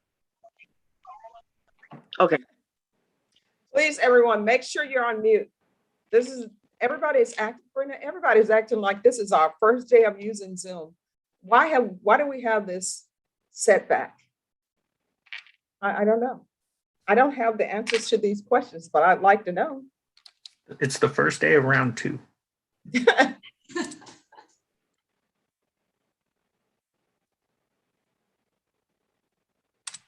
And let me see if Marcus, there we go. All right, the court is calling 2019 CR 6683, State of Texas versus Joe Villarreal. Can I have parties announced for the record for the state? Marcus Sanders. For the defense? Robert Featherston, Your Honor. And are you Joe Villarreal? Yes, Your Honor. We're proceeding by video. Any objections from the state? No objection. Any objections from the defense? No, Your Honor. Mr. Villarreal, I'm showing you what's entitled defendant's consent to appear by video conference. Did you review that document with your attorney? Did you understand it and did you electronically sign it? Yes, Your Honor. Court will find that defendant has knowingly and voluntarily consented to appear by video. I'm showing you a document that's entitled motion to revoke community supervision and first amended motion to revoke community supervision. Did you review those documents with your attorney? Did you understand them? Yes, Your Honor. Are you the same Joe Villarreal who was placed on community supervision in 2019 CR 6683 for the offense of possession of a controlled substance, penalty group 1, 1 gram to 4 grams on August 1st, 2019 for a period of 5 years? Is that you? Yes, ma'am. State.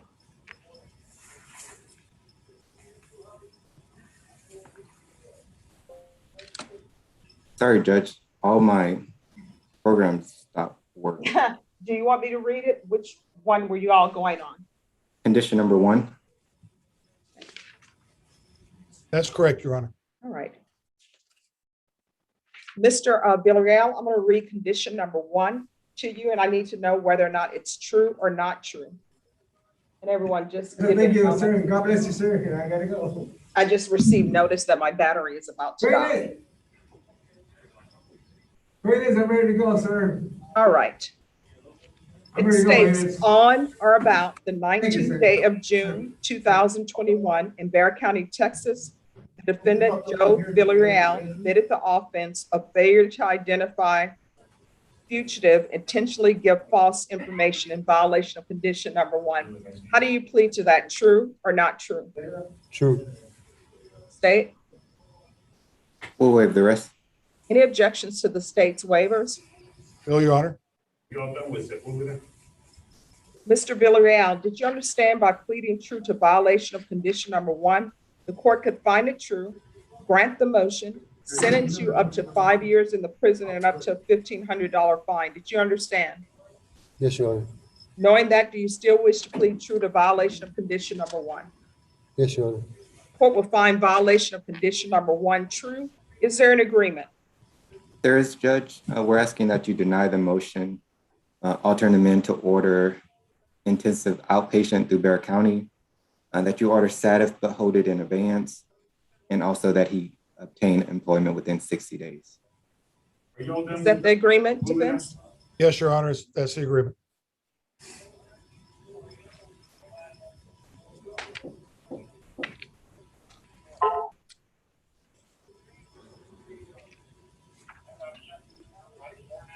Okay, thank you. All right, so somebody explain to me, hasn't he already been in intensive outpatient treatment? Because I'm not the one who sentenced him, but I see from the notes that the judge wrote intensive outpatient treatment. So was that not done? It's been ordered, but the court summary says that he missed the 2 intake appointments, so he hasn't started it yet. All right, why did you miss your intake appointments, Mr. Villarreal? That's because I was late, because of COVID. They say you missed it twice. It's really because I was late. Like I So showed you're up late. running late twice. Yes, ma'am. Do you want to go to prison for 5 years? No, ma'am. Then you need to start being on time. Do you understand? Yes, ma'am. This is what the court is going to do. Court will deny the motion, alter and amend conditions to include felony drug court. He's to remain in custody for felony drug court interview. If he's not accepted into felony drug court, then it'd be intensive outpatient treatment with probation and the UA hotline. How are you supporting yourself? I work, man. Okay, I didn't understand what you said. What do you do? I work Doing what? different things, like I cook grass and I work at a labor demand. All right. So we're going to have proof of employment within 15 days of release. And there's to be no employment as a home health care provider or with minors. Are you able to Zoom? Yes, ma'am. There's going to be weekly Zoom reporting until further notice.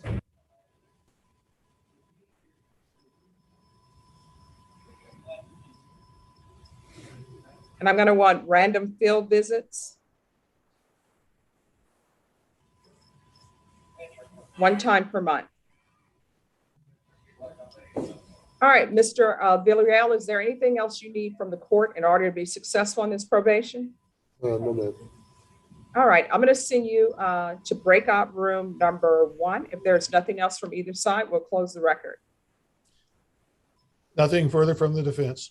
All right, Mr. Featherston, I'm going to send your client to number 1, and I'll send you to number 1. And of course, Mr. Featherston, you can either go to number 1 or be excused. I'll go to number 1. Thank you, Judge. All right, thank you. And Rebecca, he'll meet you in number 1. Okay, thank you. Break room number 1.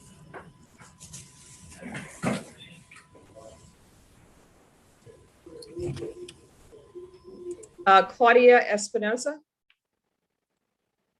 Good morning, Your Honor. How are you? Great. Who do you have? I'm here for Michaela Doty. It's a motion to modify bond conditions, and she's present as well, but I believe it's under Larkin Doty. All right. It's criminal trial division or family violence? It's family violence, Your Honor. All right. I'm going to send you to number 16. Okay. Thank you, Your Honor. And before anybody leaves, Bill, family violence, don't go to that courtroom until we take care of Bill Davidson. And Bill, I appreciate your patience. Thank you, Aaron. And let me see where David Martin is. Oh, he's not in the breakout. Okay, what is happening with Mr. Bills? Your Honor, he works pretty odd hours. He works at apartment complexes sometimes during the week, but his main job is working as a mechanic on cars that people hire him to work on. He's got a full lockdown on GPS on the weekends. And I talked to David Martin about it, and he is not opposed to having the weekends opened up to 7 a.m. to 3 p.m. so that my client can work on cars during that time. My client would like to have the GPS removed altogether, but if that's not possible, then we would just like to alter that weekend part so he can still work on his cars over the weekend. All right, well, why don't I just say that defendant is allowed to work? And do we still want a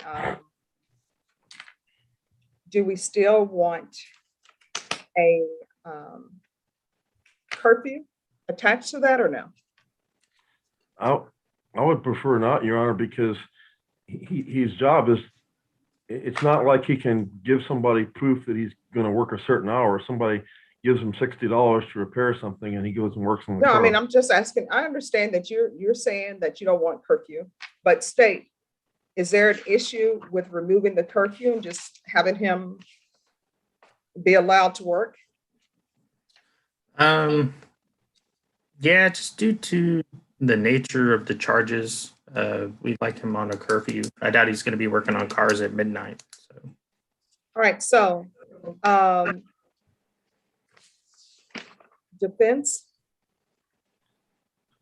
What is the time frame for working on vehicles on weekends? Well, David has suggested 7 to 3 p.m. and I think that's reasonable. All right.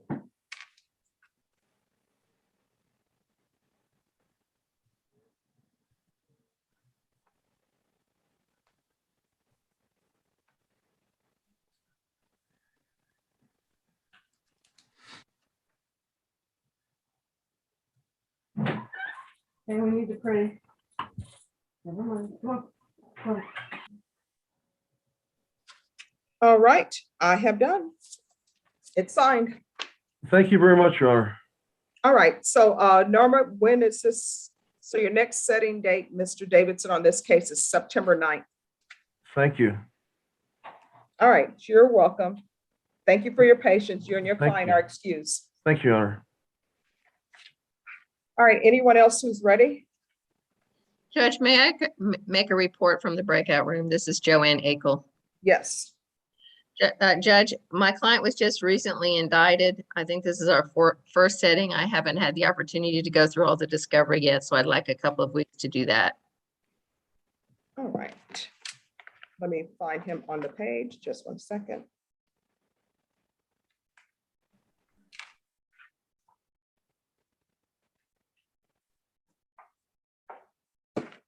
All right, we'll recall you all back on September 13th. Thank you, Judge. May my client and I be excused? Yes. Thank you, Judge. Have a good day. Thank you. And he might still be in the breakout room. Oh, I see him, Judge. There he is. He's in custody. All right, Norma, can you let them know that Mr. Garces can go back? Let me see what his number is. He's 17J. Thank you.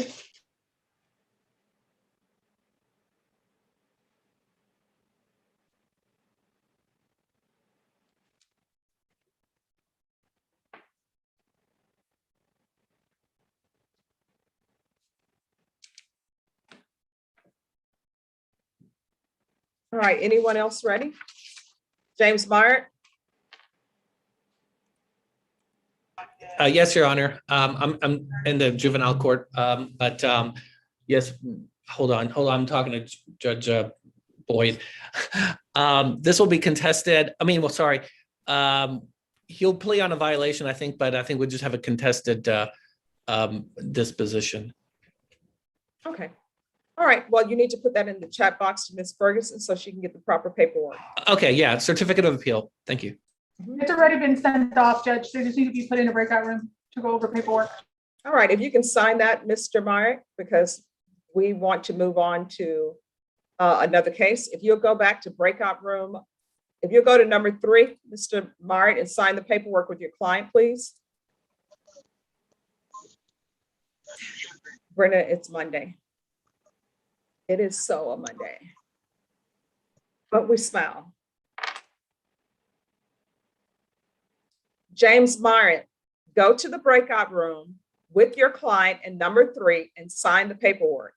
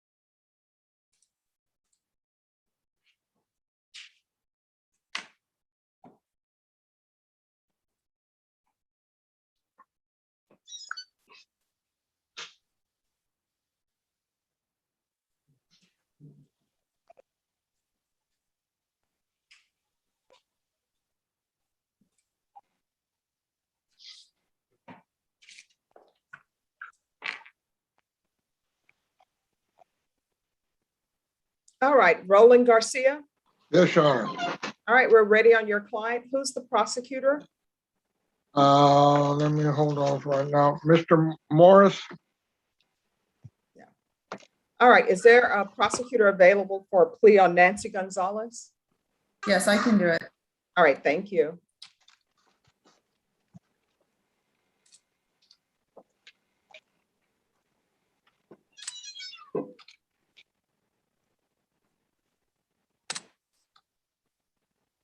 Roland, you need to show your video. Yes, Your Honor. Okay. All right. Thank you. Thank you. It's calling 2021 CR 2979, State of Texas versus Nancy Gonzalez. Can I have parties announced for the record for the state? Meredith McIntyre for the state. For the defense? Roland Garcia from Mr. Gonzalez. Are you Ms. Gonzalez? Yes, ma'am. We're proceeding by video. Any objection from the state? No, Your Honor. Any objection from the defense? No, Your Honor. Ms. Gonzalez, I'm showing you what's entitled Defendant's Consent to Appear by Video Conference. Did you review that document with your attorney? Did you understand it? And did you electronically sign it? Yes, ma'am. Court will find that defendant has knowingly and voluntarily consented to appear by video. Next, I'm going to show you what's entitled Application for Community Supervision. Did you review that document with your attorney? Did you understand it? Did you electronically sign it? Yes, ma'am. Counsel, I'm showing you the discovery acknowledgement. Have you received all the discovery in this case and that you review it with your client? Yes, Your Honor. Court will find that the state is in compliance with discovery. Next, Ms. Gonzalez, I'm showing you what's entitled True Bill of Indictment. Did you review that document with your attorney? Did you understand it? Yes, ma'am. Counsel, do you waive the reading of the indictment? Yes, Your Honor. State, it appears that you're proceeding on count two only. Is that correct? Yes, Judge. Any objections to the state's waivers of count 1, 3, and 4? No, Your Honor. Ms. Gonzalez, I'm going to show you what's entitled Court's Admonishments and Defendant's Waivers and Affidavit of Admonitions. Did you review that document with your attorney? Did you understand it? Did you electronically sign it in all the appropriate places? Yes, ma'am. Did you understand in count 2, you're charged with possession of a controlled substance, penalty group 1, 4 grams to 200 grams. That's a second-degree felony. The range of punishment is anywhere from 2 to 20 years in prison and up to a $10,000 fine. Did you understand? Yes, ma'am. If you have a plea bargain agreement with the state, the court does not have to follow your plea bargain agreement. If for any reason the court does not follow your plea bargain agreement and gives you more than you bargained for, the fact that you entered a plea will not be used against you, and you will be allowed to withdraw your plea. Did you understand? Yes, ma'am. Did you understand you have a right to jury trial, a right for you or your attorney to cross-examine and confront any witnesses the state would call, and the right to remain silent? Yes, ma'am. Did you understand by entering this plea bargain agreement, you were giving up those rights? Yes, ma'am. And did you intend to give up those rights and enter into a plea bargain agreement in this case? Yes, ma'am. Counsel, has your client been able to provide you with any defenses to this offense? Yes, Your Honor. Do you believe she has a rational as well as a factual understanding of the charges against her? Yes, Your Honor. Do you believe she's currently competent and was legally sane at the time of the offense? Yes, Your Honor.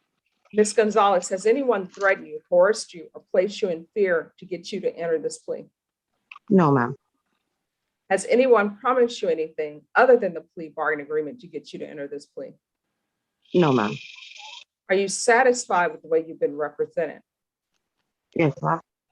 Are you a U.S. citizen? Yes, ma'am. Court will find that the defendant has knowingly and voluntarily waived her right to jury trial. Next, I'm showing you the plea bargain page. Did you review that page with your attorney, and did you understand it? Yes, ma'am. According to the plea bargain agreement, state is proceeding on count 2. Punishment is to be assessed at 5 years in the prison. There's a $1,500 fine. There's no application for deferred adjudication. State recommends community supervision. Take into consideration grand jury numbers 751076. This grand jury number is listed twice. Is there another one other than this one? Let me look it up real quick, Judge. All right, thank you.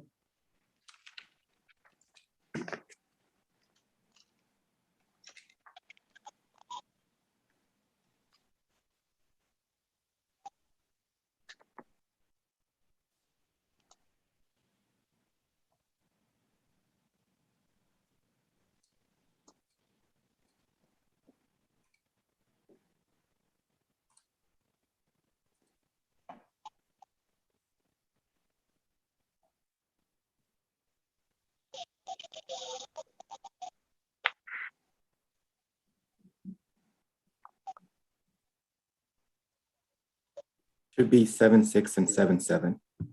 Yeah, I was just about to say that. Okay. Thanks, Marcus. All right, we're back on the record. The state will be taking consideration grand jury numbers 751-076 and 751-077. And there's to be $57 to San Antonio Police Department for drug testing. Did you understand that to be the plea bargain agreement, Ms. Gonzalez? Yes, ma'am. Defense, is that the plea bargain agreement? Yes, Your Honor. State, is that the plea bargain agreement? Yes, Judge. Next, I'm showing you the paragraph entitled waiver repeal. Did you review that paragraph with your attorney? Did you understand it? And did you electronically sign it in both places? Yes, ma'am. Did you understand by signing that you're waiving your right to appeal? The only items that can be appealed are written pretrial motions that have been filed, heard, and ruled upon by the court. Did you understand? Yes, ma'am. Counsel, have there been any such motions? No, Your Honor. Next, I'm showing you outside the plea bargain agreement. State is requesting that your community supervision be for a term of 5 years. There be a TAP evaluation, 100 hours of community service restitution, and proof of employment. Did you understand those are recommendations from the state and the court does not have to follow those recommendations? Yes, ma'am. Then to the offenses charged in count 2, how do you plead? Guilty, not guilty, or no contest? Guilty.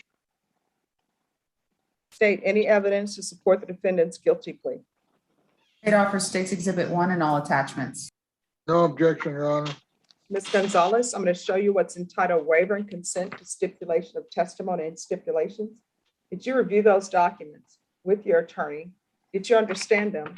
Did you electronically sign them in all the appropriate places? Yes, ma'am. Again, did you understand you have a right to jury trial, a right for you or your attorney to cross-examine and confront any witnesses the state will call and the right to remain silent?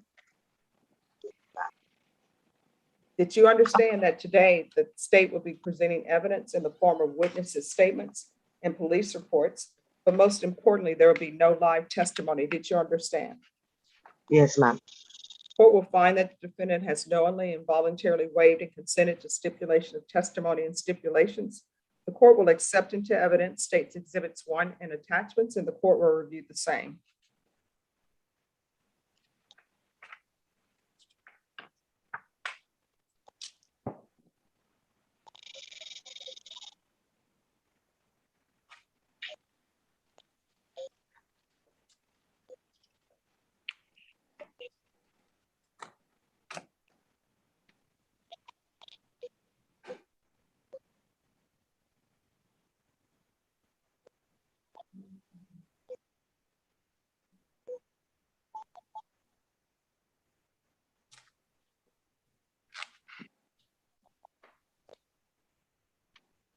All right, after reviewing State's Exhibits 1 and attachments, the court will find there is sufficient evidence to find you guilty, and the court will find you guilty.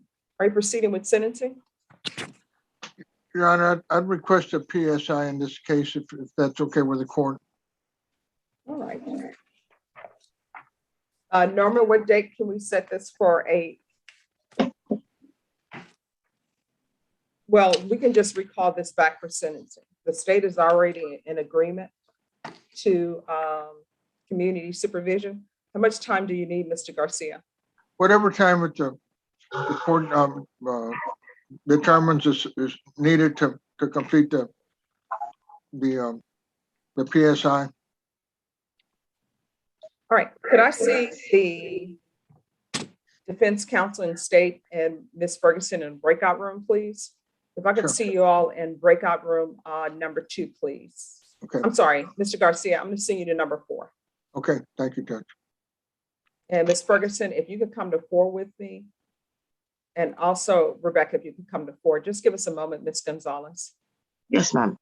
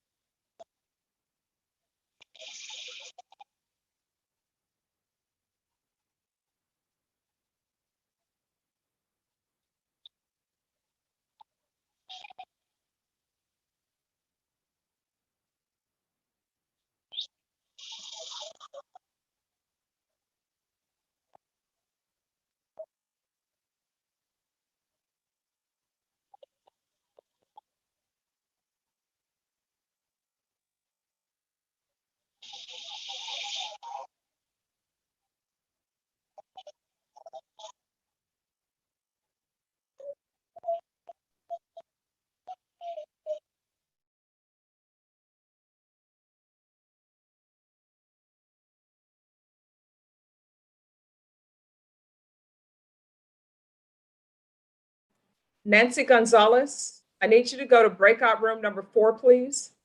Thank you. Are we ready on Victor Cortinas?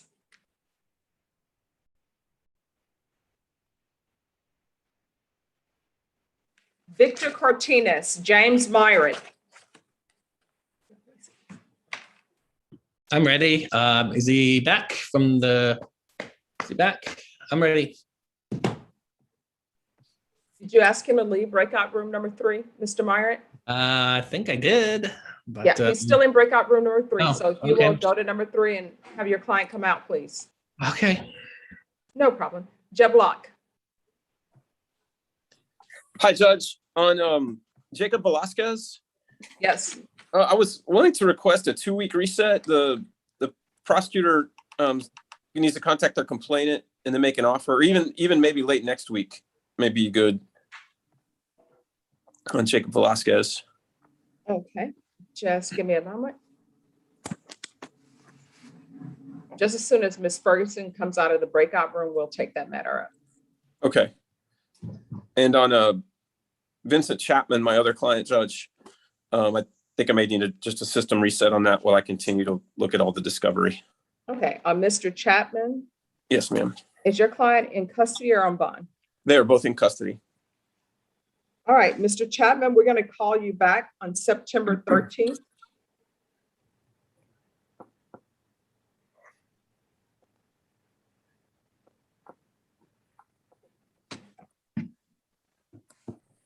And then I'll be right back with you.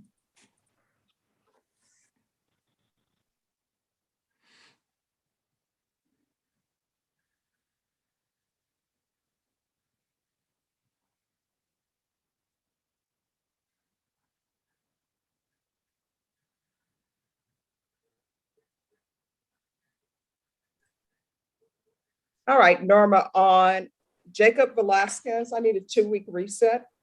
Yes, ma'am.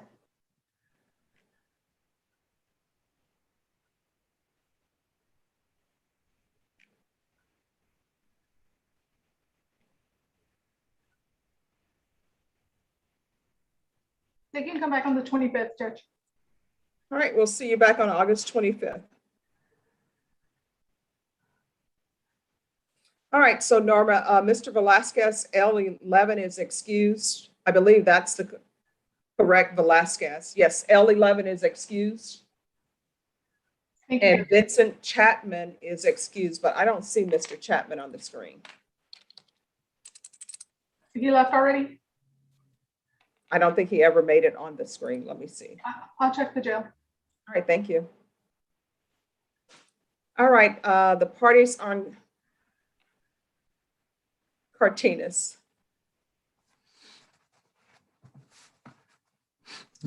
Who's the prosecutor?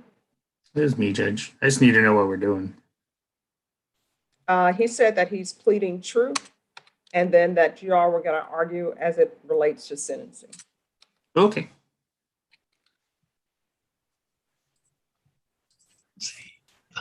All right, the court is calling 2020 CR 7885, State of Texas versus Victor Cortinas. Could I have parties announced for the record for the state, David Martin.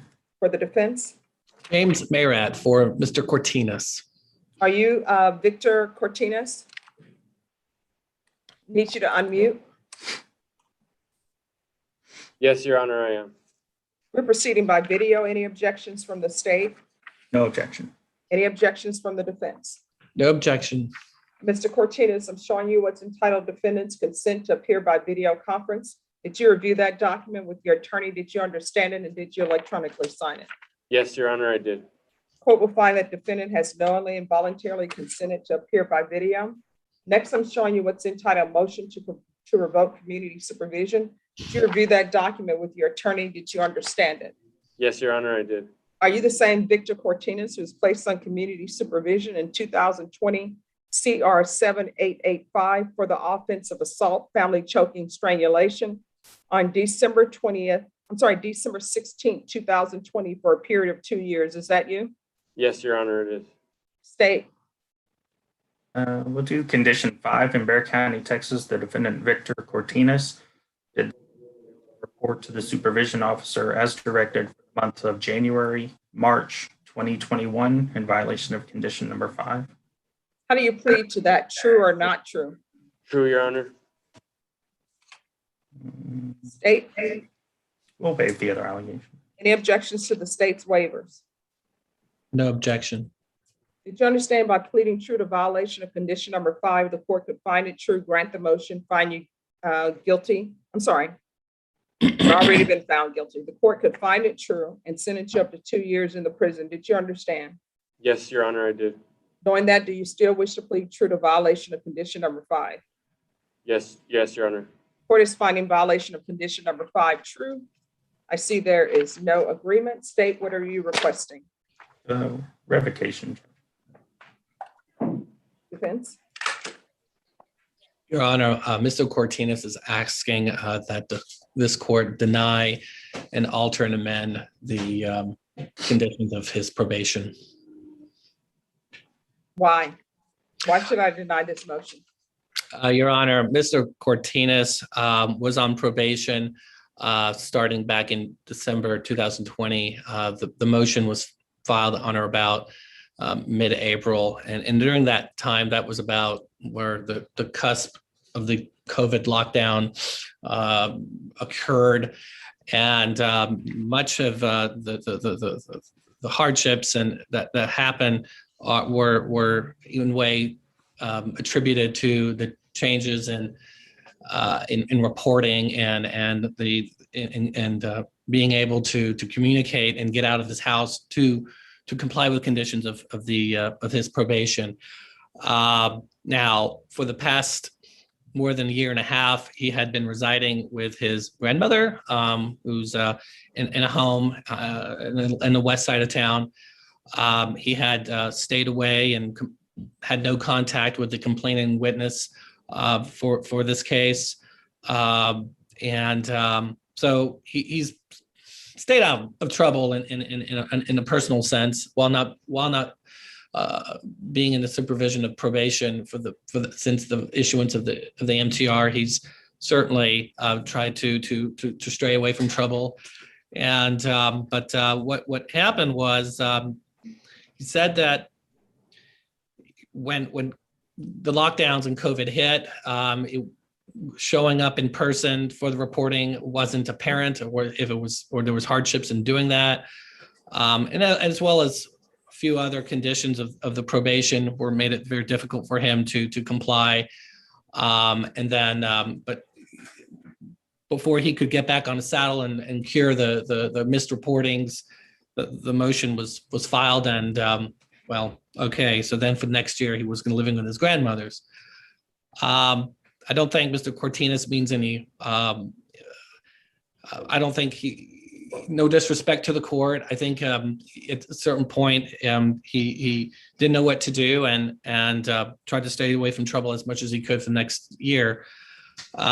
He's asking the court for another chance, where if a GPS monitor or an in-home device would be preferable to guarantee his appearance and compliance with probation, he'd be certainly agreeable to that, and understands why would the court would want to do so.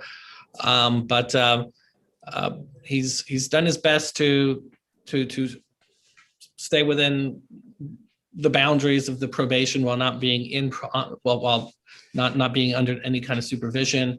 But I think that for the most part, the COVID lockdowns, the restrictions, during the period where this MTR was filed, certainly contributed to certain hardships for him to comply with the reporting requirements of this probation. So he hasn't been around January, February, March. Okay, I'll give you January, February, March if you want to for COVID. But I think it seems like we've been in COVID forever. But Yeah, hasn't it been since 2020? He's a year off on his dates. Yeah, Yeah, that's what I'm thinking. started in March 2020 with the lockdowns, not 2021. And also he was on weekly Zoom reporting. So he knew it was supposed to be via Zoom. There was no in-person question. It was weekly Zoom reporting. So where have you been, Mr. Cortinas? Because obviously you haven't been fulfilling your probation. And I know everybody's using COVID as an excuse. Your Honor, yes, but ma'am. Looking at your probation, I could have sworn that COVID was in 2020 and we're in 2021. Yes, Your Honor. I have no excuses. It's just been hard and rough. I had no phone. I had a phone from time, in the beginning, my grandma got COVID, I got real, Probably from you. hard. No, she probably got COVID from you. Yes, because Your you were Honor. not socially distancing, wearing your mask. So don't use your grandmother as having COVID like she mysteriously got it. It probably came from you because you were still going out in public, because I don't think your grandmother was going out in public. So let's call a spade a spade. Yes, Your Honor. So what have you done? Why should I continue? I got my family ready to help me move forward with this. Nope. I'm not talking about what you have now, because when everybody goes to the Bexar County Jail, they always have everything in order. I have a job waiting for me. I have family doing this. I have this going on. My question is, before Bexar County Jail, what have you done? Let me just go through the list of what I ordered. Have you done the BIPP course? No, ma'am. Have you even started it? No, Your Honor. Right when I was Have you done 80 hours of community service restitution? No, I was working on my GED. Have you even started it? Yes, I have a packet at home. I was right almost. So you basically haven't started. All you got is a sheet of paper. Yes, Your Honor, correct. Have you had employment? Yes, Where, doing what? I was working at Wendy's, and right now as we speak, I have we're gonna be on the rig. You were, wait a minute, you were working at Wendy's during COVID? No, I was in the beginning, whenever, I'm not too sure. I'm talking about Like the you year said, 2021. Were you employed? Yes, Your Honor, for a little bit. So you were working at Wendy's during COVID? No, well, Your Honor, I was employed for a little bit working at Wendy's. I don't know if it was during COVID. I do know that Wendy's was the only thing that was open during COVID. It did stay open. So you're telling me in the state of Texas, in San Antonio, Whataburger, Bill Miller's, they're not open. HEB is not open. It's just Wendy's. No, well, I'm talking about during like the lockdown time, during that part. No Wendy's, HEB, no Whataburger, no Bill Miller's, only Wendy's. I'm just asking. no, I believe so that they were open. Parenting classes, have you started that? No, Your Honor, I haven't had a chance. So basically you haven't done anything. You didn't do a weekly Zoom. No, Your Honor. Do you even I was want to talking- be on probation? Yes, Your Honor, I do, and it was just a hard time, Your Honor. I'm not making no excuses. I have no excuses. I do. You are, but love- you are making excuses. You are making excuses. Your excuses are COVID. Your excuses are, I just didn't have things together. And then it sounds like what you've told your attorney, you want some sort of kudos because you didn't get into trouble. There are at least 20 people on this Zoom screen who didn't get in trouble. I apologize. I don't think Your Honor. Brenna got in trouble. I don't think the other attorneys got in trouble. So you have come to me with nothing because you have done nothing since you've been on probation. Now you want mercy from the court. How old are you? 24 years old. All right, let me just tell you, I'm going to continue you. I'm going to extend you. And let me just tell you why I'm doing it. The reason why I'm doing it is because you owe restitution to A1 Storage Unit in the amount of $4,600. And I think they want their $4,600. Yes, Your Honor. I don't do zero tolerance. So what I'm going to tell you is don't come back here again for this. Do you understand? Yes, Your Honor. And you better report. Yes, ma'am. And everything you do here, from here on out, you're looking at going to 2 years in prison. And you need to ask yourself if it's worth it. No, ma'am. What I have discovered is if it's something important to people, they treat it like it's important. Yes, Your Honor. When people want to go to the parties, all these young people want to go to a party, they sure find out where the party is located and what time and what the dress is. But for some reason, when it comes to probation, I tried calling and nobody picked up, so I went on about my business. If you do that, you're going to find yourself with the motion to revoke, and you're going to find yourself sitting right here, and I'm making a notation on this sheet. So I'm going to extend you for 6 months. You're going to have employment. Okay, so that's 7 months, something like that? Within 15 days. And probation, if he doesn't have employment within 15 days of release, I want a motion to revoke file. Like 9 months, my understanding. And there's to be no employment as a home health care provider or with minors. And all of the conditions will remain the same. And I'm going to ask for weekly Zoom reporting until further notice. Okay, and If he misses one-time reporting, I want a motion to revoke file. So I'm already eligible. And you need to start paying that money you owe because that complainant wants their money. Do you understand? Yes, Your Honor. All right, I'm going to send you to breakout room number 1. And probation will go over conditions. Yes, Your Honor. Thank you. You need to go to number 1, Mr. Cortinas. Yeah, well, my wife tried to get a hold of him, but he never answered. All All right, Claudine Espinoza. Good morning, Your Honor. Yes. We have the motion to modify bond conditions. I did confer with Mr. David Martin on this. Yes. Currently, she has full house arrest. She has GPS with full house Are you arrest. all in agreement or no? Well, he wants partial, and what we're seeking is tracking only, Your Honor. All right, then we'll go on the record.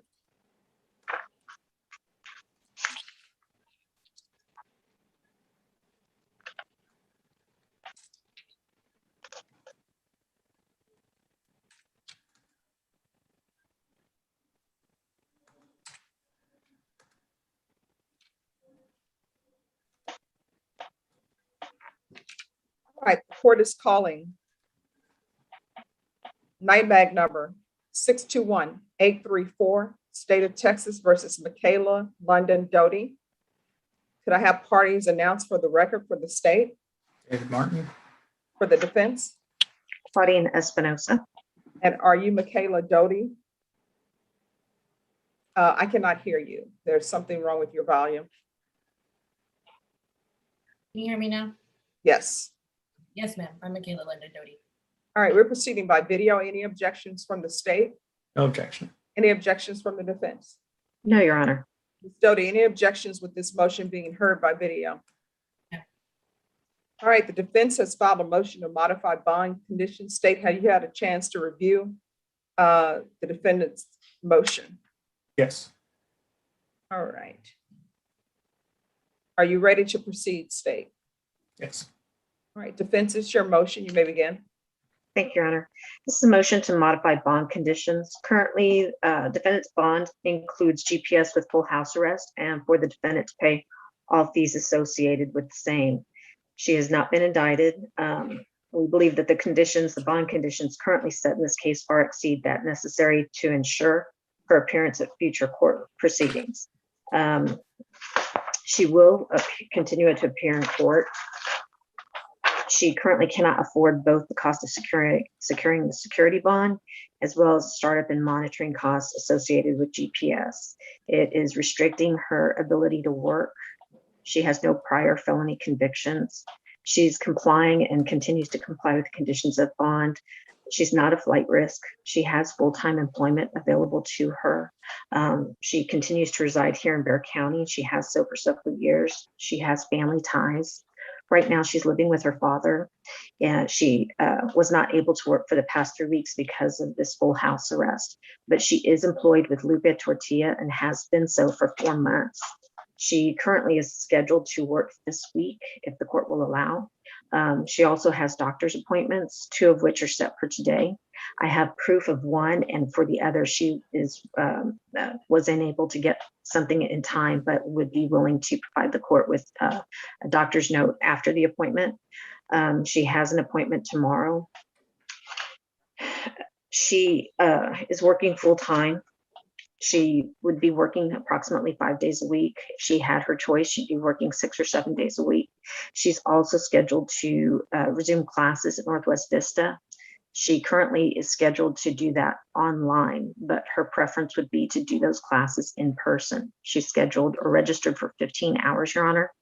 She also has, she's going to be doing therapy.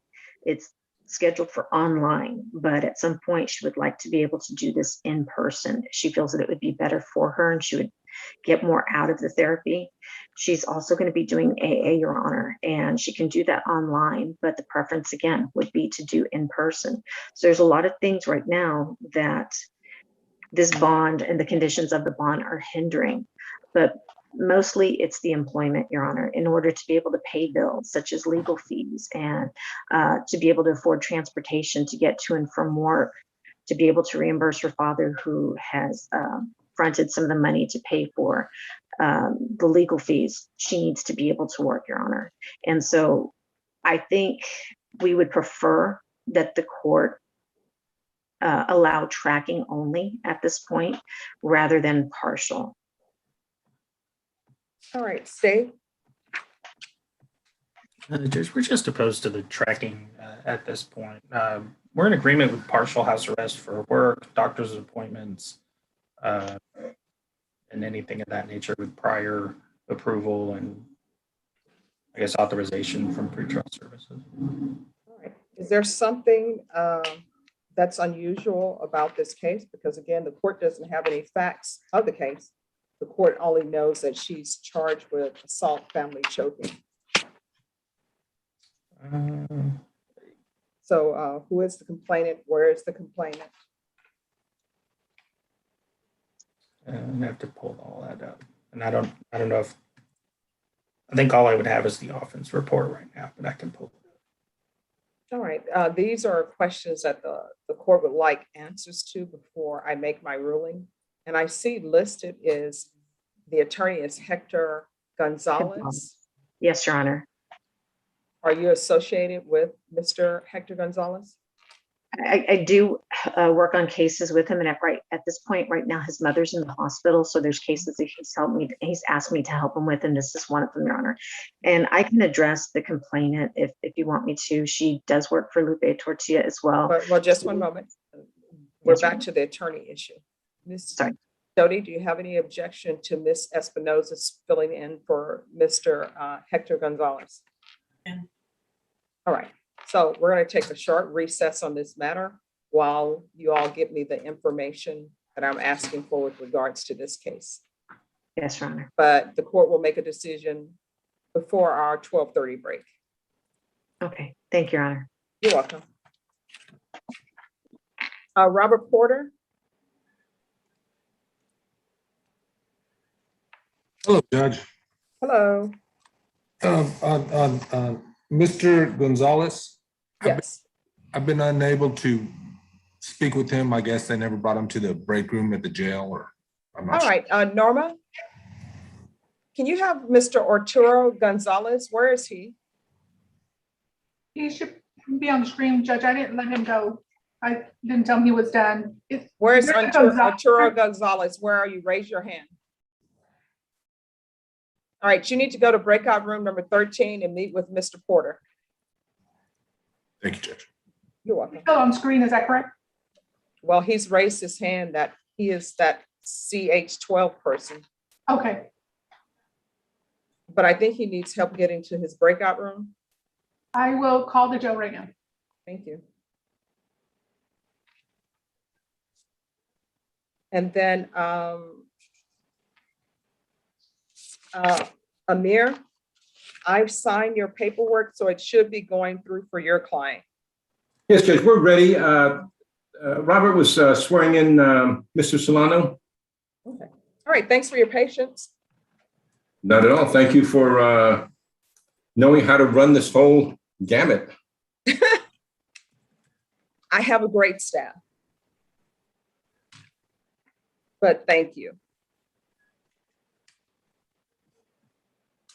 When is this nightmare ending? You know, I had my own predictions, but I don't want to put that out in the universe, because when you put it out in the universe, then it happens. So, but everyone should watch the movie 2012. Movie what? Which one? 2012. Well, that gives me a good hint. Let me see. Just to brush up on things, you know. You know, it's funny how a lot of the films, dystopian films, sort of have come about. You know, I had a list of movies I told people to watch. And this was like a year before COVID. So I told everybody to watch The Manchurian Candidate. I told them they could either watch the Denzel Washington version or the original. They're both good. I told them to watch Red Dawn, the original, the one with Patrick Swayze, and 2012. Which one was the one with Patrick Swayze? Red Dawn. Oh, and yeah. You're just watching that for comic relief, basically. Yeah. And Judge, I'm sorry to interrupt. That's not the correct Gonzalez. They're gonna get the other Gonzalez. The other Gonzalez doesn't have, he's bald. Yeah, I was thinking it didn't look like him, but I was like, Yeah, maybe it's not him. maybe in my mind, that's a steel trap. It's not really a steel trap, Brenna, because people were saying that's him. He even raised his hand. Yeah, no, it's not him. All righty. So Norma, if you could go to that breakout room and let Robert Porter know, please, that we're getting his client. Yes, ma'am. And I have moved Robert Porter to number 13. Pat Montgomery, who do you have? Mr. Dane Cortez, I think I see him on the screen. Will you wave, Mr. Cortez? All right. Is it criminal trial division or family violence? It's probably family violence, Your Honor. All right, I'll send you to breakout room number 2. Prosecutor will meet you there. Thank you, Your Honor. Sure, and are the parties ready on Solano? Yes, Judge. Judge defenses, yes. Okay.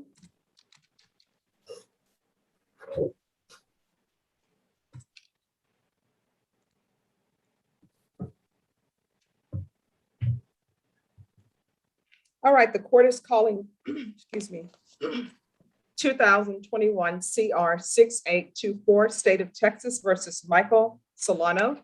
If we're gonna have parties announced for the record for the state. Meredith McIntyre for the state. For the defense. Amir Memorial, Your Honor. And are you Mr. Solano? If you could unmute yourself, please. Yes, Are Your you Honor. Mr. Solano? We're proceeding by video. Any objections from the state? No, Your Honor. Any objections from the defense? No, Your Honor. Mr. Solano, I'm showing you what's entitled Defendant's Consent to Appear by Video Conference. Did you review that document with your attorney? Did you understand it? And did you electronically sign it? Yes, Your Honor. Court will find that defendant has knowingly and voluntarily consented to appear by video. Counsel, I'm showing you the discovery acknowledgement. Have you received all the discovery in this case, and did you review it with your client? Yes, Your Honor. Court will find that the state is in compliance with discovery. Mr. Solano, I'm showing you what's entitled True Bill of Indictment. Did you review that document with your attorney? Did you understand it? Yes, Your Honor. Counsel, do you waive the reading of the indictment? We do, Your Honor. State, are you proceeding on the indictment as presented? Your Honor, the state is waiving the enhancement paragraph. Any objections? No objections, Your Honor. Mr. Solano, I'm showing you what's entitled Court Admonishments. Did you review that document with your attorney? Did you understand it? Did you electronically sign it in all the appropriate places? Yes, Your Honor. Did you understand what you're charged with then is unauthorized use of a vehicle? That's a state jail felony. The range of punishment is anywhere from 180 days up to 2 years in the state jail facility and up to a $10,000 fine. Did you understand? Yes, Your Honor. If you have a plea bargain agreement with the state, the court does not have to follow your plea bargain agreement. If for any reason the court does not follow your plea bargain agreement and gives you more than you bargained for, the fact that you entered a plea will not be used against you and you will be allowed to withdraw your plea. Did you understand? Yes, Your Honor.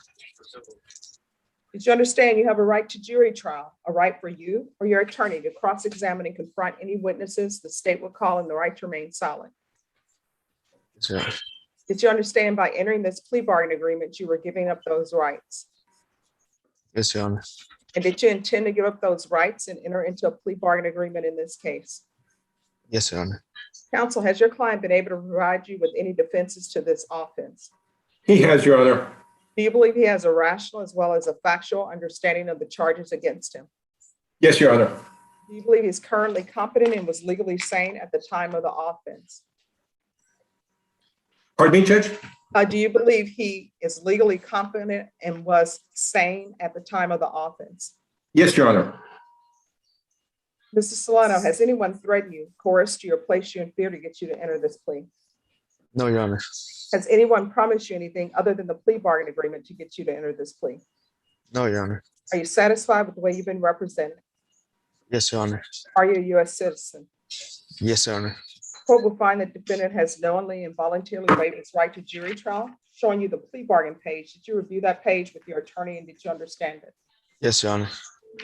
According to the plea bargain agreement, punishment is to be assessed at 15 months in the state jail facility. There is a $1,500 fine and there are no applications. Did you understand that to be the plea bargain agreement? Yes, Your Honor. State, is that the plea bargain agreement? Yes, Judge. Defense, is that the plea bargain agreement? Yes, Your Honor. Next, I'm going to show you the paragraph entitled Waiver Repeal. Did you review that paragraph with your attorney? Did you understand it? Did you electronically sign it in both places? Yes, Your Honor. Did you understand by signing that you're waiving your right to appeal? The only items that can be appealed are written pretrial motions that have been filed, heard, and ruled upon by the court. Did you understand? Yes, Your Honor. Counsel, have there been any such motions? No, Your Honor. Then to the offense as charged in an indictment, how do you plead? Guilty, not guilty, or no contest? No contest. State any evidence to support the defendant's plea. State offers State's Exhibit 1 and all attachments. Any objection? No, Your Honor. Mr. Solano, I'm going to show you what's entitled waiver and consent to stipulation of testimony and stipulations. Did you review that document with your attorney? Did you understand it? Did you electronically sign it in all the appropriate places? Yes, Your Honor. Again, did you understand you have a right to jury trial, right for you or your attorney to cross-examine and confront any witnesses the state would call and the right to remain silent? Yes, Your Honor. Did you understand that today the state will be presenting evidence in the form of witnesses' statements and police reports? But most importantly, there will be no live testimony. Did you understand? Yes, Your Honor. Court will find that the defendant has knowingly and voluntarily waived and consented to stipulation of testimony and stipulations. Court will accept into evidence State's Exhibits 1 and attachments and review the same. So I just write my name.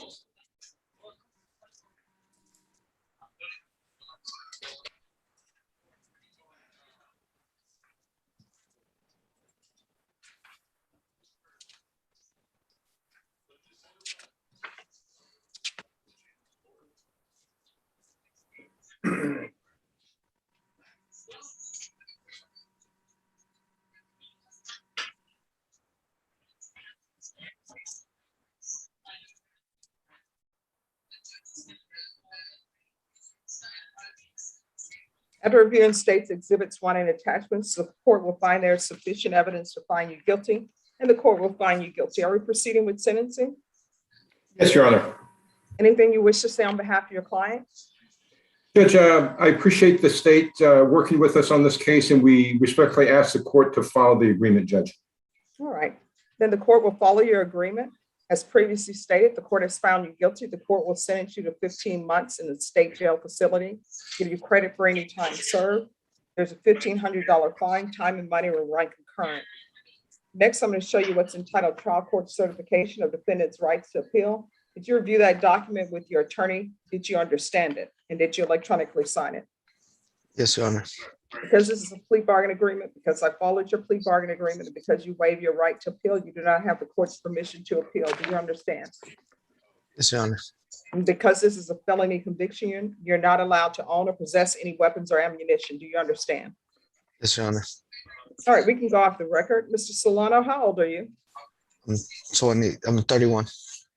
All right, here's the thing, Mr. Solano. According to this indictment, you don't have good criminal history. And all of it's relating to stealing. I don't know what made you decide to go left instead of right or right instead of left, but here's the thing. You should not take things that don't belong to you. If there are drug issues, there are plenty of places that have free drug treatment. There was a time when they didn't have that. So you have a choice to make. Either you want to spend your 30s and your 40s in and out of prison, or either you want to do right. If you don't want to do right, there's always room for you at the prison. Even when prison is overcrowded, they'll still accept you. Do you understand? Yes, ma'am. And the other thing, that tattoo above your eye, did that hurt? Yes. So why did you do it? Did there come a point in time when they were putting the tattoo on and you're just like, well, I've rethought about this. We're just going to leave that as a line. So why did you do it? It was just a dumb decision that I made when I was younger. And when you say when you were younger, how young is that? I was like in my 20s when I got it. 20s is young now. Brenda, it's like that song, Strawberry Wine. I remember when 30 was young. Or is it, did she say she remembered when 20 was young? These are thoughts. Meredith, does she remember when 20 was young or 30 was young? I don't remember. Oh my gosh, people. Where's Jordan? He knows my songs and he knows my movie references. Well, Mr. Solano, at least you still remember 20 as young, but you're past your 20s. So stop with the foolishness, okay? Yes, ma'am. All right, good luck to you. Norma, can you let them know that 17H can go back? Yes, ma'am. All righty. And thank you, Amir, for your patience. Have a great rest of the Monday. Judge, are we off the record? Yes. I got to tell you, I just remember the youngest song that I remember was when I was in my late teens and Britney Spears was, that's how young I am. Oh, wow. I'm lying. Because I was like late teens, Britney Spears. Okay. No.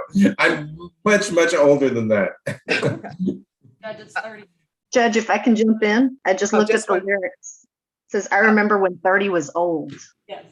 Okay, thank you. Thank you for looking into that. Yeah, she remembers when 30 was old. You know, It got me curious too. I don't think I ever thought of 30 as being old. But then, Brenda, you're talking to somebody who they asked this question on Facebook or somewhere. They're like, what was your dream in your 20s?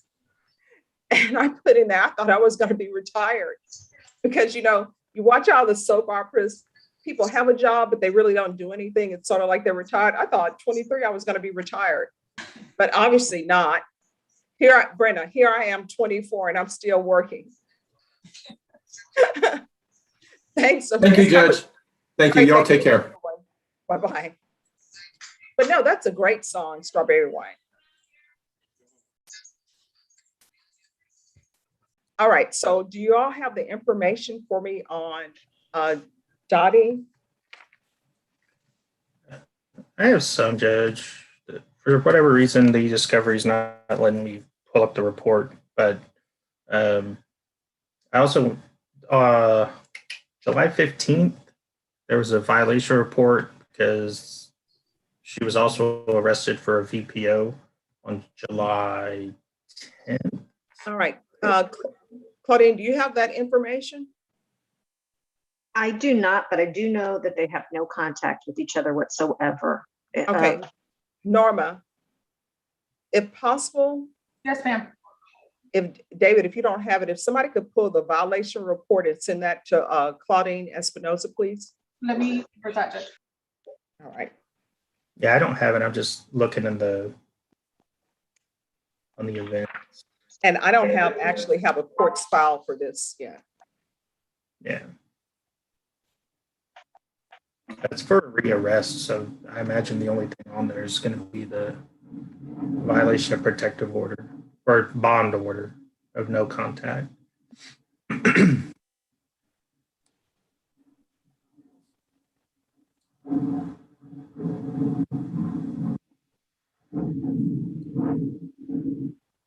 And in defense, what I can tell you is if there has been a violation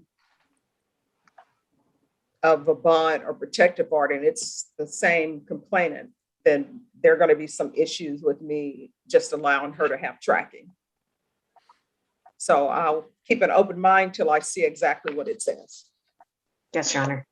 And I'll give you a chance, once it's emailed to you, I'll give you a chance and you can speak to your client about it. Thank you, Your Honor. You're welcome. It's the same person, Judge. Okay. All right. State is telling me it's the same person.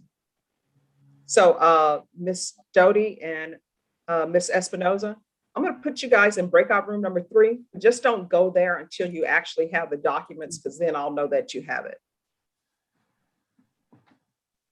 Oh, okay. Okay. Yes. And then David, Pat Montgomery is waiting for you in number 2 on Dane Cortez. Okay, I'll run over there real quick. Sure. And Norma, did we find Robert Porter's person? Judge, I send you a chat.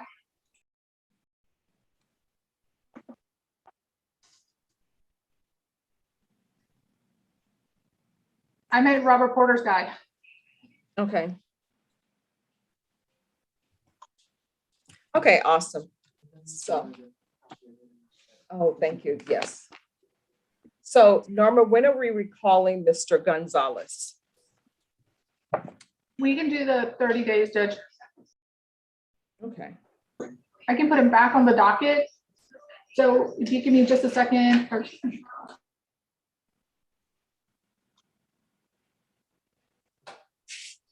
But I know Robert Porter will meet with him, Norma. But I want it on the docket sooner than 30 days. Can you see if Robert is available sometime this week, and then we can then put it on the then we can put it on the September 13th date. But if we can call it back this week to make sure of certain things. Okay, yes, Judge.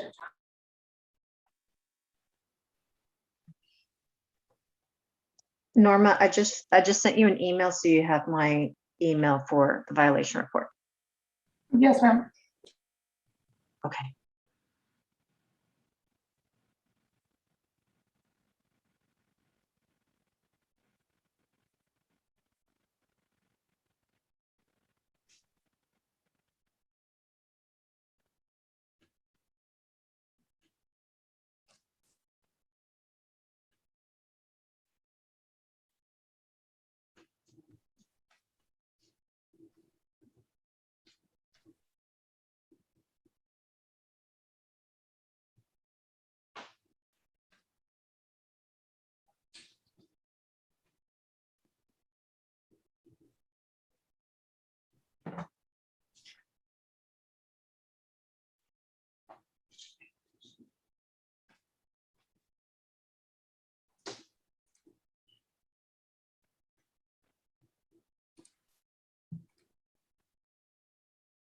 All right, Robert, I'm going to send you to a breakout room. I just finished the signing the paperwork on Jerry Armstrong.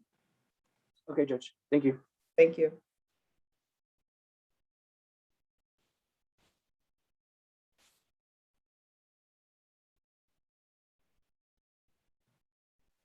They're in number 12.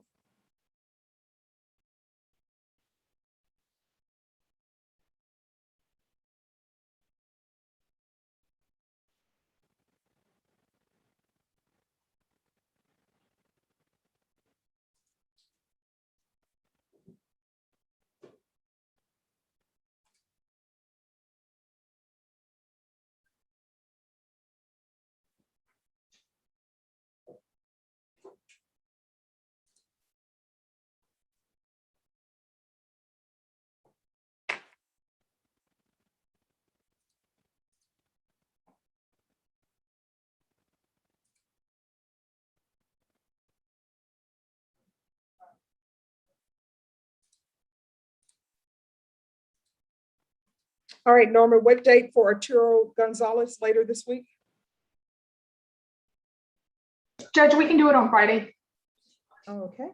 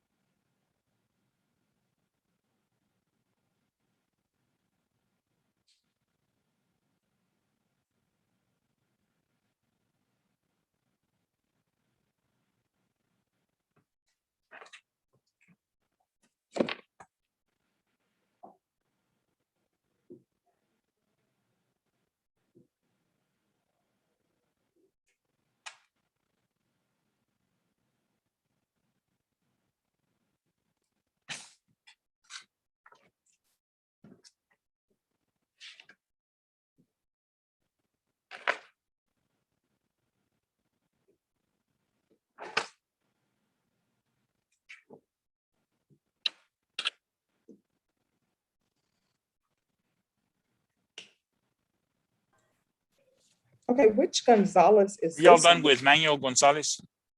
Let me look, just one moment. He was trying to get Yes. on Facebook. That's what I'm asking. Okay, yes, Manuel Gonzalez, we're done with him. He's going to come back on September 13th. Okay, thank you. Trying to go on Facebook, but they say he has some mental health issues. Okay.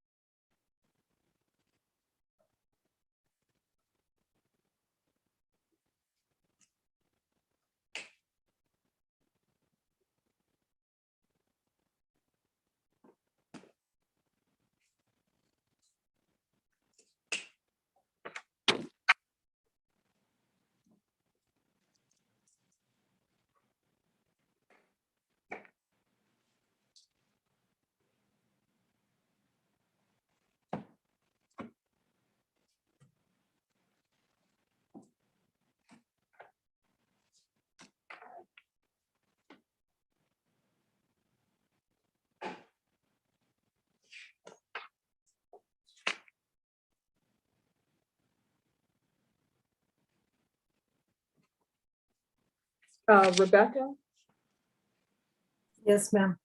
on 2016 CR 7341, Yes, ma'am. that person's probation was extended for them to pay off fees and everything, and they've done that. So I'm going to deny the motion for early termination because legally they're not allowed to have an early termination. But I did let the defense and state know that I would allow them to report by mail. Okay. All right, thank you, Judge. All right, thanks.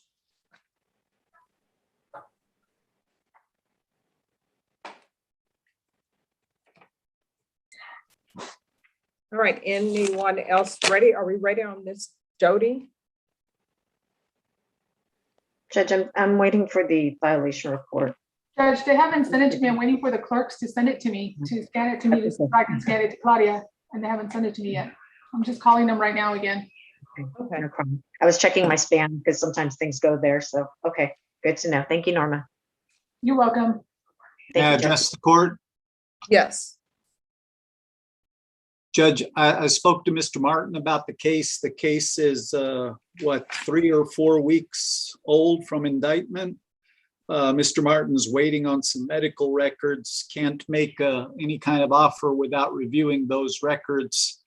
One of my client's 2 cases that were pre-indictment has been dismissed. The other one was indicted, the case we're here on was indicted about 3.5 weeks ago.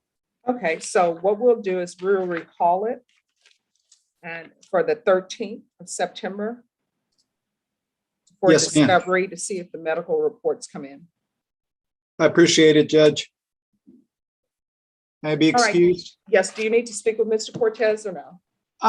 Might as well now. ICS can be a hassle, but I'll set him up for one of those too, so don't prolong the meeting on my account. Oh, we're here till 12:30. Mr. Okay. Cortez, if you could go to breakout room number 1. Christine McDonald, I'm just waiting for your documents to come to me and then we'll take that up. Okay, thank you, Judge. And to the clerks, could you send to Norma the violation report on Miss Doty, please, or Dottie? Judge, I'll be right back. All right, It's thank you. Rebecca.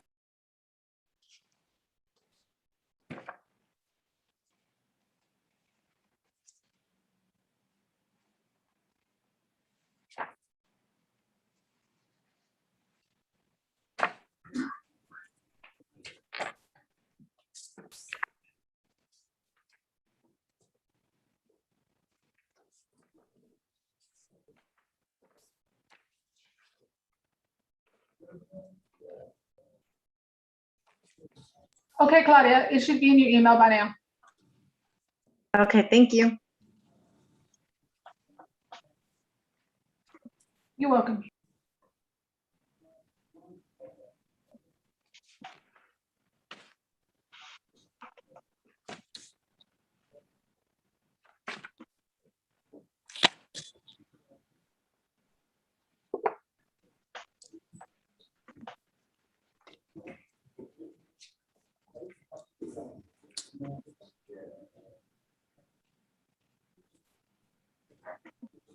Oh, let me give this to you.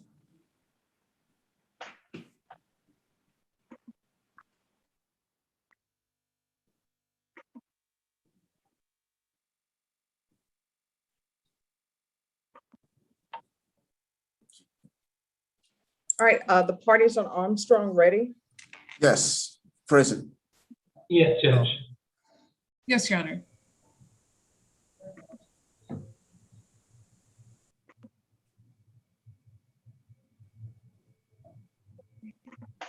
All right, the court is calling 2021 CR 6804, State of Texas versus Jerry Armstrong.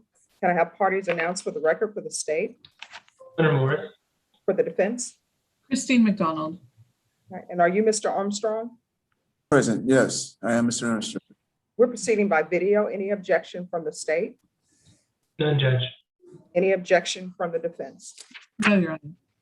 Mr. Armstrong, I'm showing you what's entitled defendant's consent to appear by video conference. Did you review that document with your attorney? Did you understand it? Did you electronically sign it? Yes, correct. Court will find that defendant has knowingly and voluntarily consented to appear by video. Defense, I'm showing you what's entitled discovery acknowledgement. Have you received all the discovery in this case, and did you review it with your client? Yes, Your Honor. Court will find that the state is in compliance with discovery. Mr. Armstrong, I'm showing you what's entitled true bill of indictment. Did you review that document with your attorney? Did you understand it? Yes, I did. Counsel, do you waive the reading of the indictment? Yes, Your Honor. State, are you proceeding on the indictment as presented? Proceeding on the lesser included charge, Judge, of theft, $750 to less than $2,500. Any objections? No, Your Honor. Mr. Armstrong, I'm going to show you a document entitled Court's Admonishments and Defendant's Waivers and Affidavit of Admonitions. Did you review that document with your attorney? Did you understand it? And did you electronically sign it in all the appropriate places? Yes, I did, Your Honor. Yes. You understand the state is proceeding on the lesser included offense of theft, $750, but less than $2,500. That's a Class A misdemeanor. The range of punishment is up to 1 year in the Bexar County Jail and up to a $4,000 fine. Did you understand? Yes, I did understand, Your Honor. Did you understand if you have a plea bargain agreement with the state, the court does not have to follow your plea bargain agreement?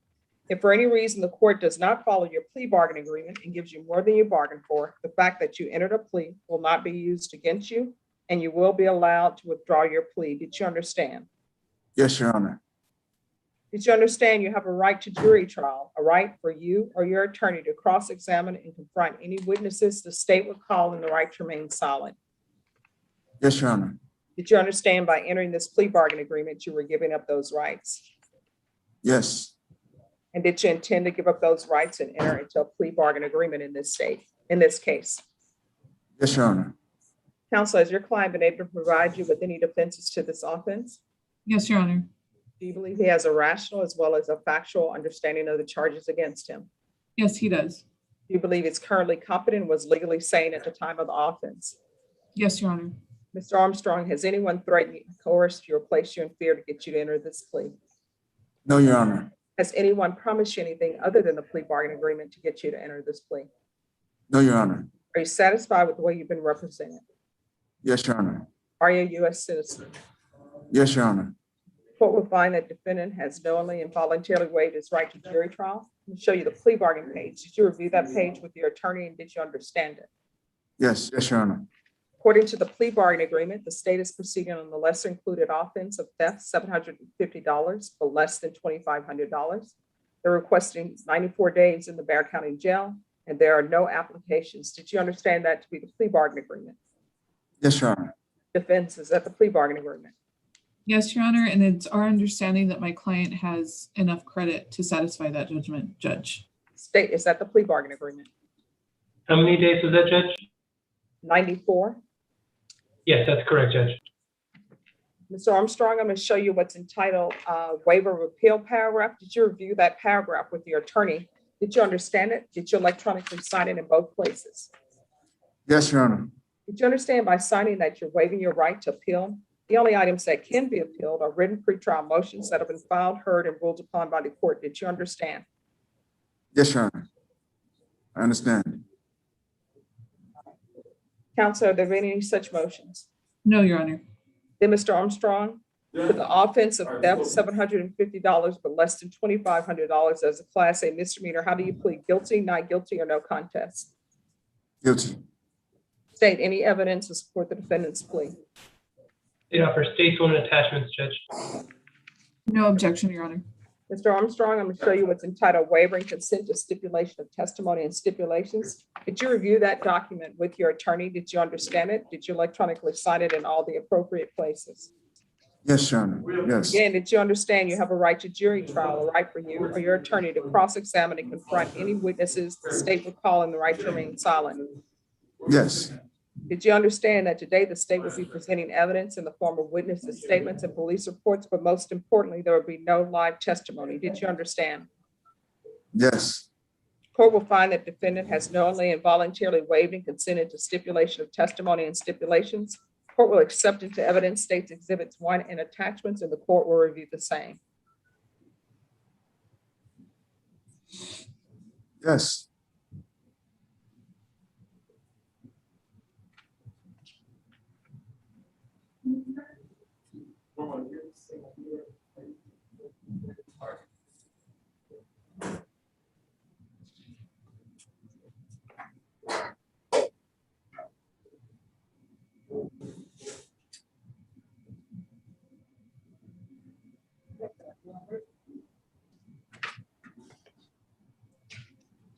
All right, after reviewing states exhibits 1 and attachments, the court will find there is sufficient evidence to find you guilty, and the court will find you guilty.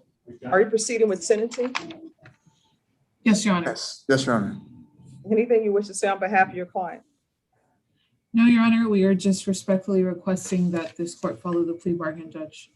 All right, Mr. Armstrong, what would possess you to walk into a restaurant?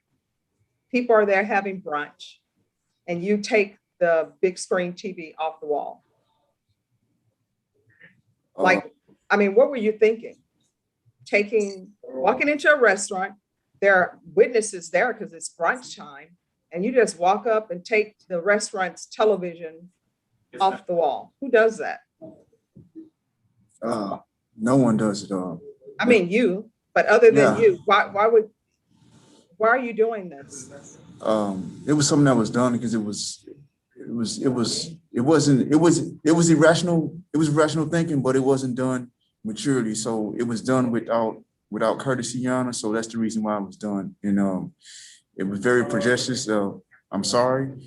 I apologize, Your Honor.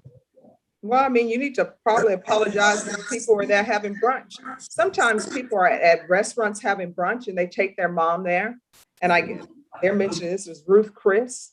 I'm sure somebody paid a lot of money to take their relative to brunch there because I believe, correct me if I'm wrong, somebody, I think Ruth Chris is all a la carte. Like if you order the steak, you don't get steak with 2 sides. It's like you just get a steak. And if you want mashed potatoes or vegetables, that costs extra. So somebody spent a lot of money to take their mother to brunch. I mean, if they wanted some excitement in their life, they got a chance to see somebody walk in and take a TV off the wall. And it says it was a 75-inch television without a box, dragging the cables behind him. Okay. The court is finding you guilty of theft of $750 to $2,500 as a Class A misdemeanor, 94 days in the Bexar County Jail. Give you credit for any time served. The court will show that the judgment is satisfied. Mr. Armstrong, I'm going to show you what's entitled Trial Court Certification of Defendant's Rights to Appeal. Did you review that document with your attorney? Did you understand it? And did you electronically sign it? Yes, Your Honor. All right, because this is a plea bargain agreement, because I followed your plea bargain agreement, and because you waived your right to appeal, you do not have the court's permission to appeal. Do you understand? I understand. All right, we can go off the record. Ms. Armstrong, people don't like it when you take things that don't belong to you. Now you have a theft on your record. And it's called a crime of moral turpitude, and that comes with a whole host of negative consequences. But how old are you, Mr. Armstrong? I just turned 37 like 7 days ago, Your Honor. All right, so you know better. Yes. So good luck to you. If you continue in this vein, you got to continue being brought to the Bexar County Jail. And ultimately, if you can continue with your thefts, probably be a state jail felony, okay? I don't really see a future in this, Your Honor, but I look forward to being someone successful, and thank you for allowing me to preside this in court. Thank you, Your Honor. Most definitely. If you get a chance, you know what movie you should watch that has to deal with theft? What is that, Your Honor? 5 Card Stud. It sounds good. Yes, it's a great movie, and it's with, Yes. What is his name? Yes. He sings Amore. Dean Martin is the title Yes. character in it. It's actually a pretty good movie. I'll right. check it out. Thank you. All right, thank you. Thank you. Well, Thank you. I don't know. Check it out on a television set that belongs to you, That I okay? purchased on my own with a receipt. Yes, Your Honor. Yes. All right, good luck to you, Mr. Armstrong. Thank you. Norma, Good luck to you. Have a thank good you. one. Thank You too. Norma, Thanks. could you let them know 17L can go back? Yes, ma'am. Ms. McDonald, thank you for your patience. You are excused. Thank you. All right, do the parties have the paperwork on Doty? I think they're in a breakout room.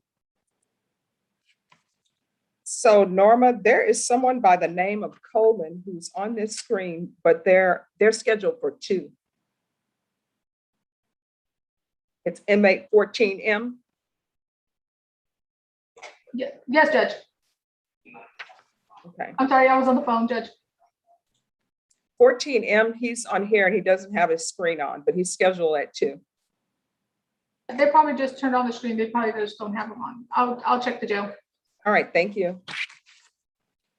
All right, everyone, we're gonna just take up the matter on Doty. And then we're gonna take our break. We'll be back at 2. I'm gonna go in the breakout room and see if they want to come back at 2. Just give me a moment.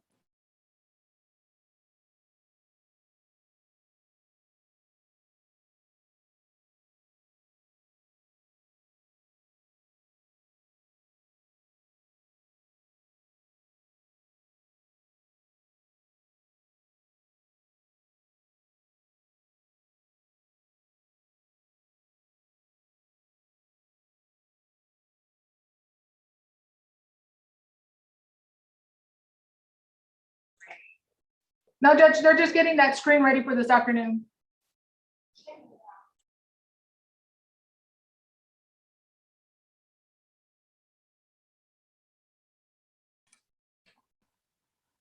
All right, David Martin. Yep. Okay, we're gonna take this up. I apologize. I had printer issues too. I finally got this report printed up though. We are good. Oh, no problem. My motto in this courtroom is that everybody needs to have patience. And if you don't have any left in your pocket, just ask someone if you can borrow some. Exactly. Check the other pocket, maybe. There you go. You know, guys have suit coats, so they have hidden pockets. Exactly. All right, so we're going to go back on the record in night mag number 621834. So have all parties had a chance to review the violation report, the first violation report that was brought to the court's attention on July 13th? And the court at that time continued the defendant on bond with the same conditions of no contact with Melanie Garcia and no possession of firearms, but the court added full GPS because of the alleged violation of the bond of protective order. So have both parties had a chance to review that? Yes. Yes, Your Honor. All right, so defense, are you still going to ask for tracking only? Yes, Your Honor, I still am going to ask for tracking only. And I'm aware that this violation report existed and there was this contact, but I've spoken with Michaela and they've had no contact absolutely whatsoever since then. They've removed each other from social media and everything like that. She does understand that she can't even ask a friend to find out how she's doing, relaying any sort of messages or anything like that. And she's complying with that, Your Honor. So because of that, I would ask that the court grant tracking only. All right. The court is not inclined to do tracking only because this motion, well, this violation report was just from July 13th and we're in August. It hasn't even been a month. So if you want to represent your motion to request for tracking and maybe have the complainant or whomever has more information on the violation of the bond or protective order, the court, of course, is always open to hear other motions. Now, my understanding is that the state is in agreement with allowing her to work. Is that correct, state? Yes. All right. So what the defense has asked for in the motion is they want her to be allowed to work.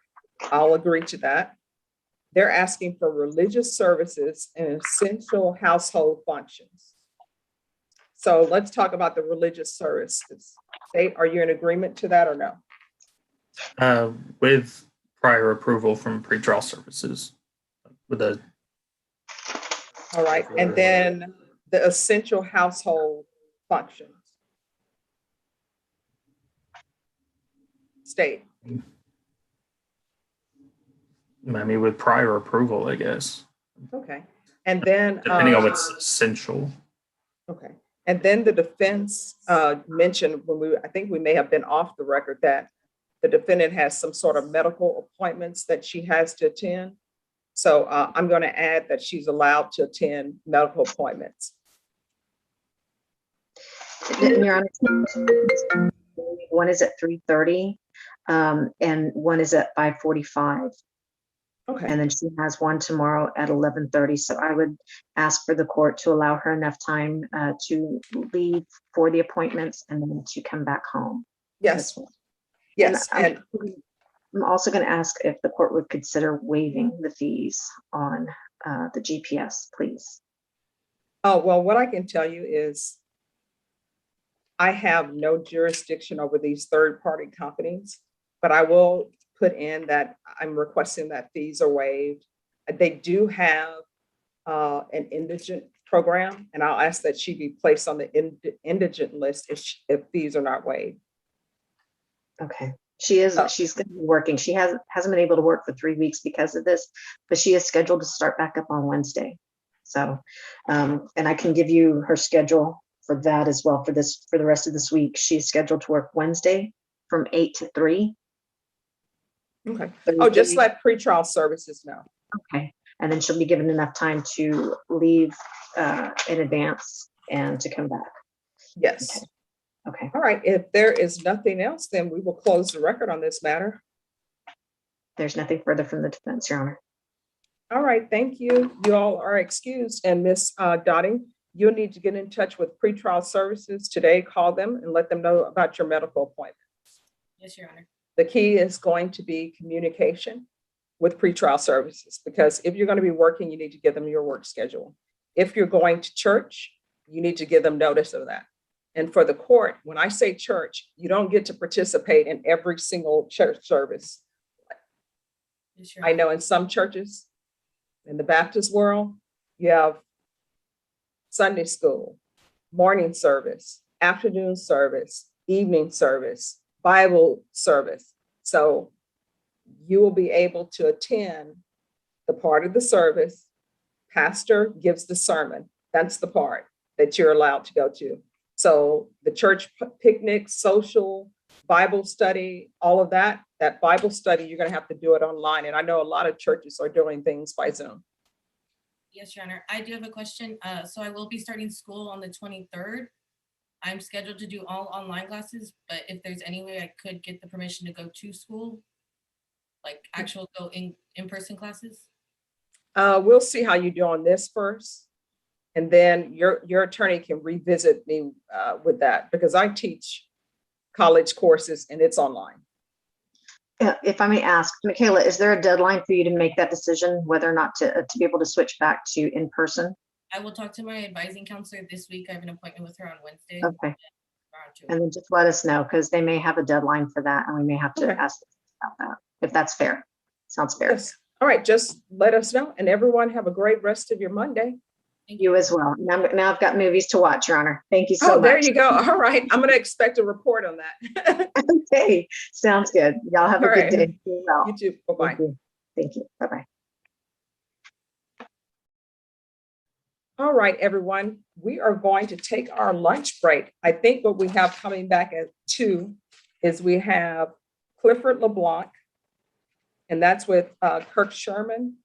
And then Jamal Coleman is a contested at 2.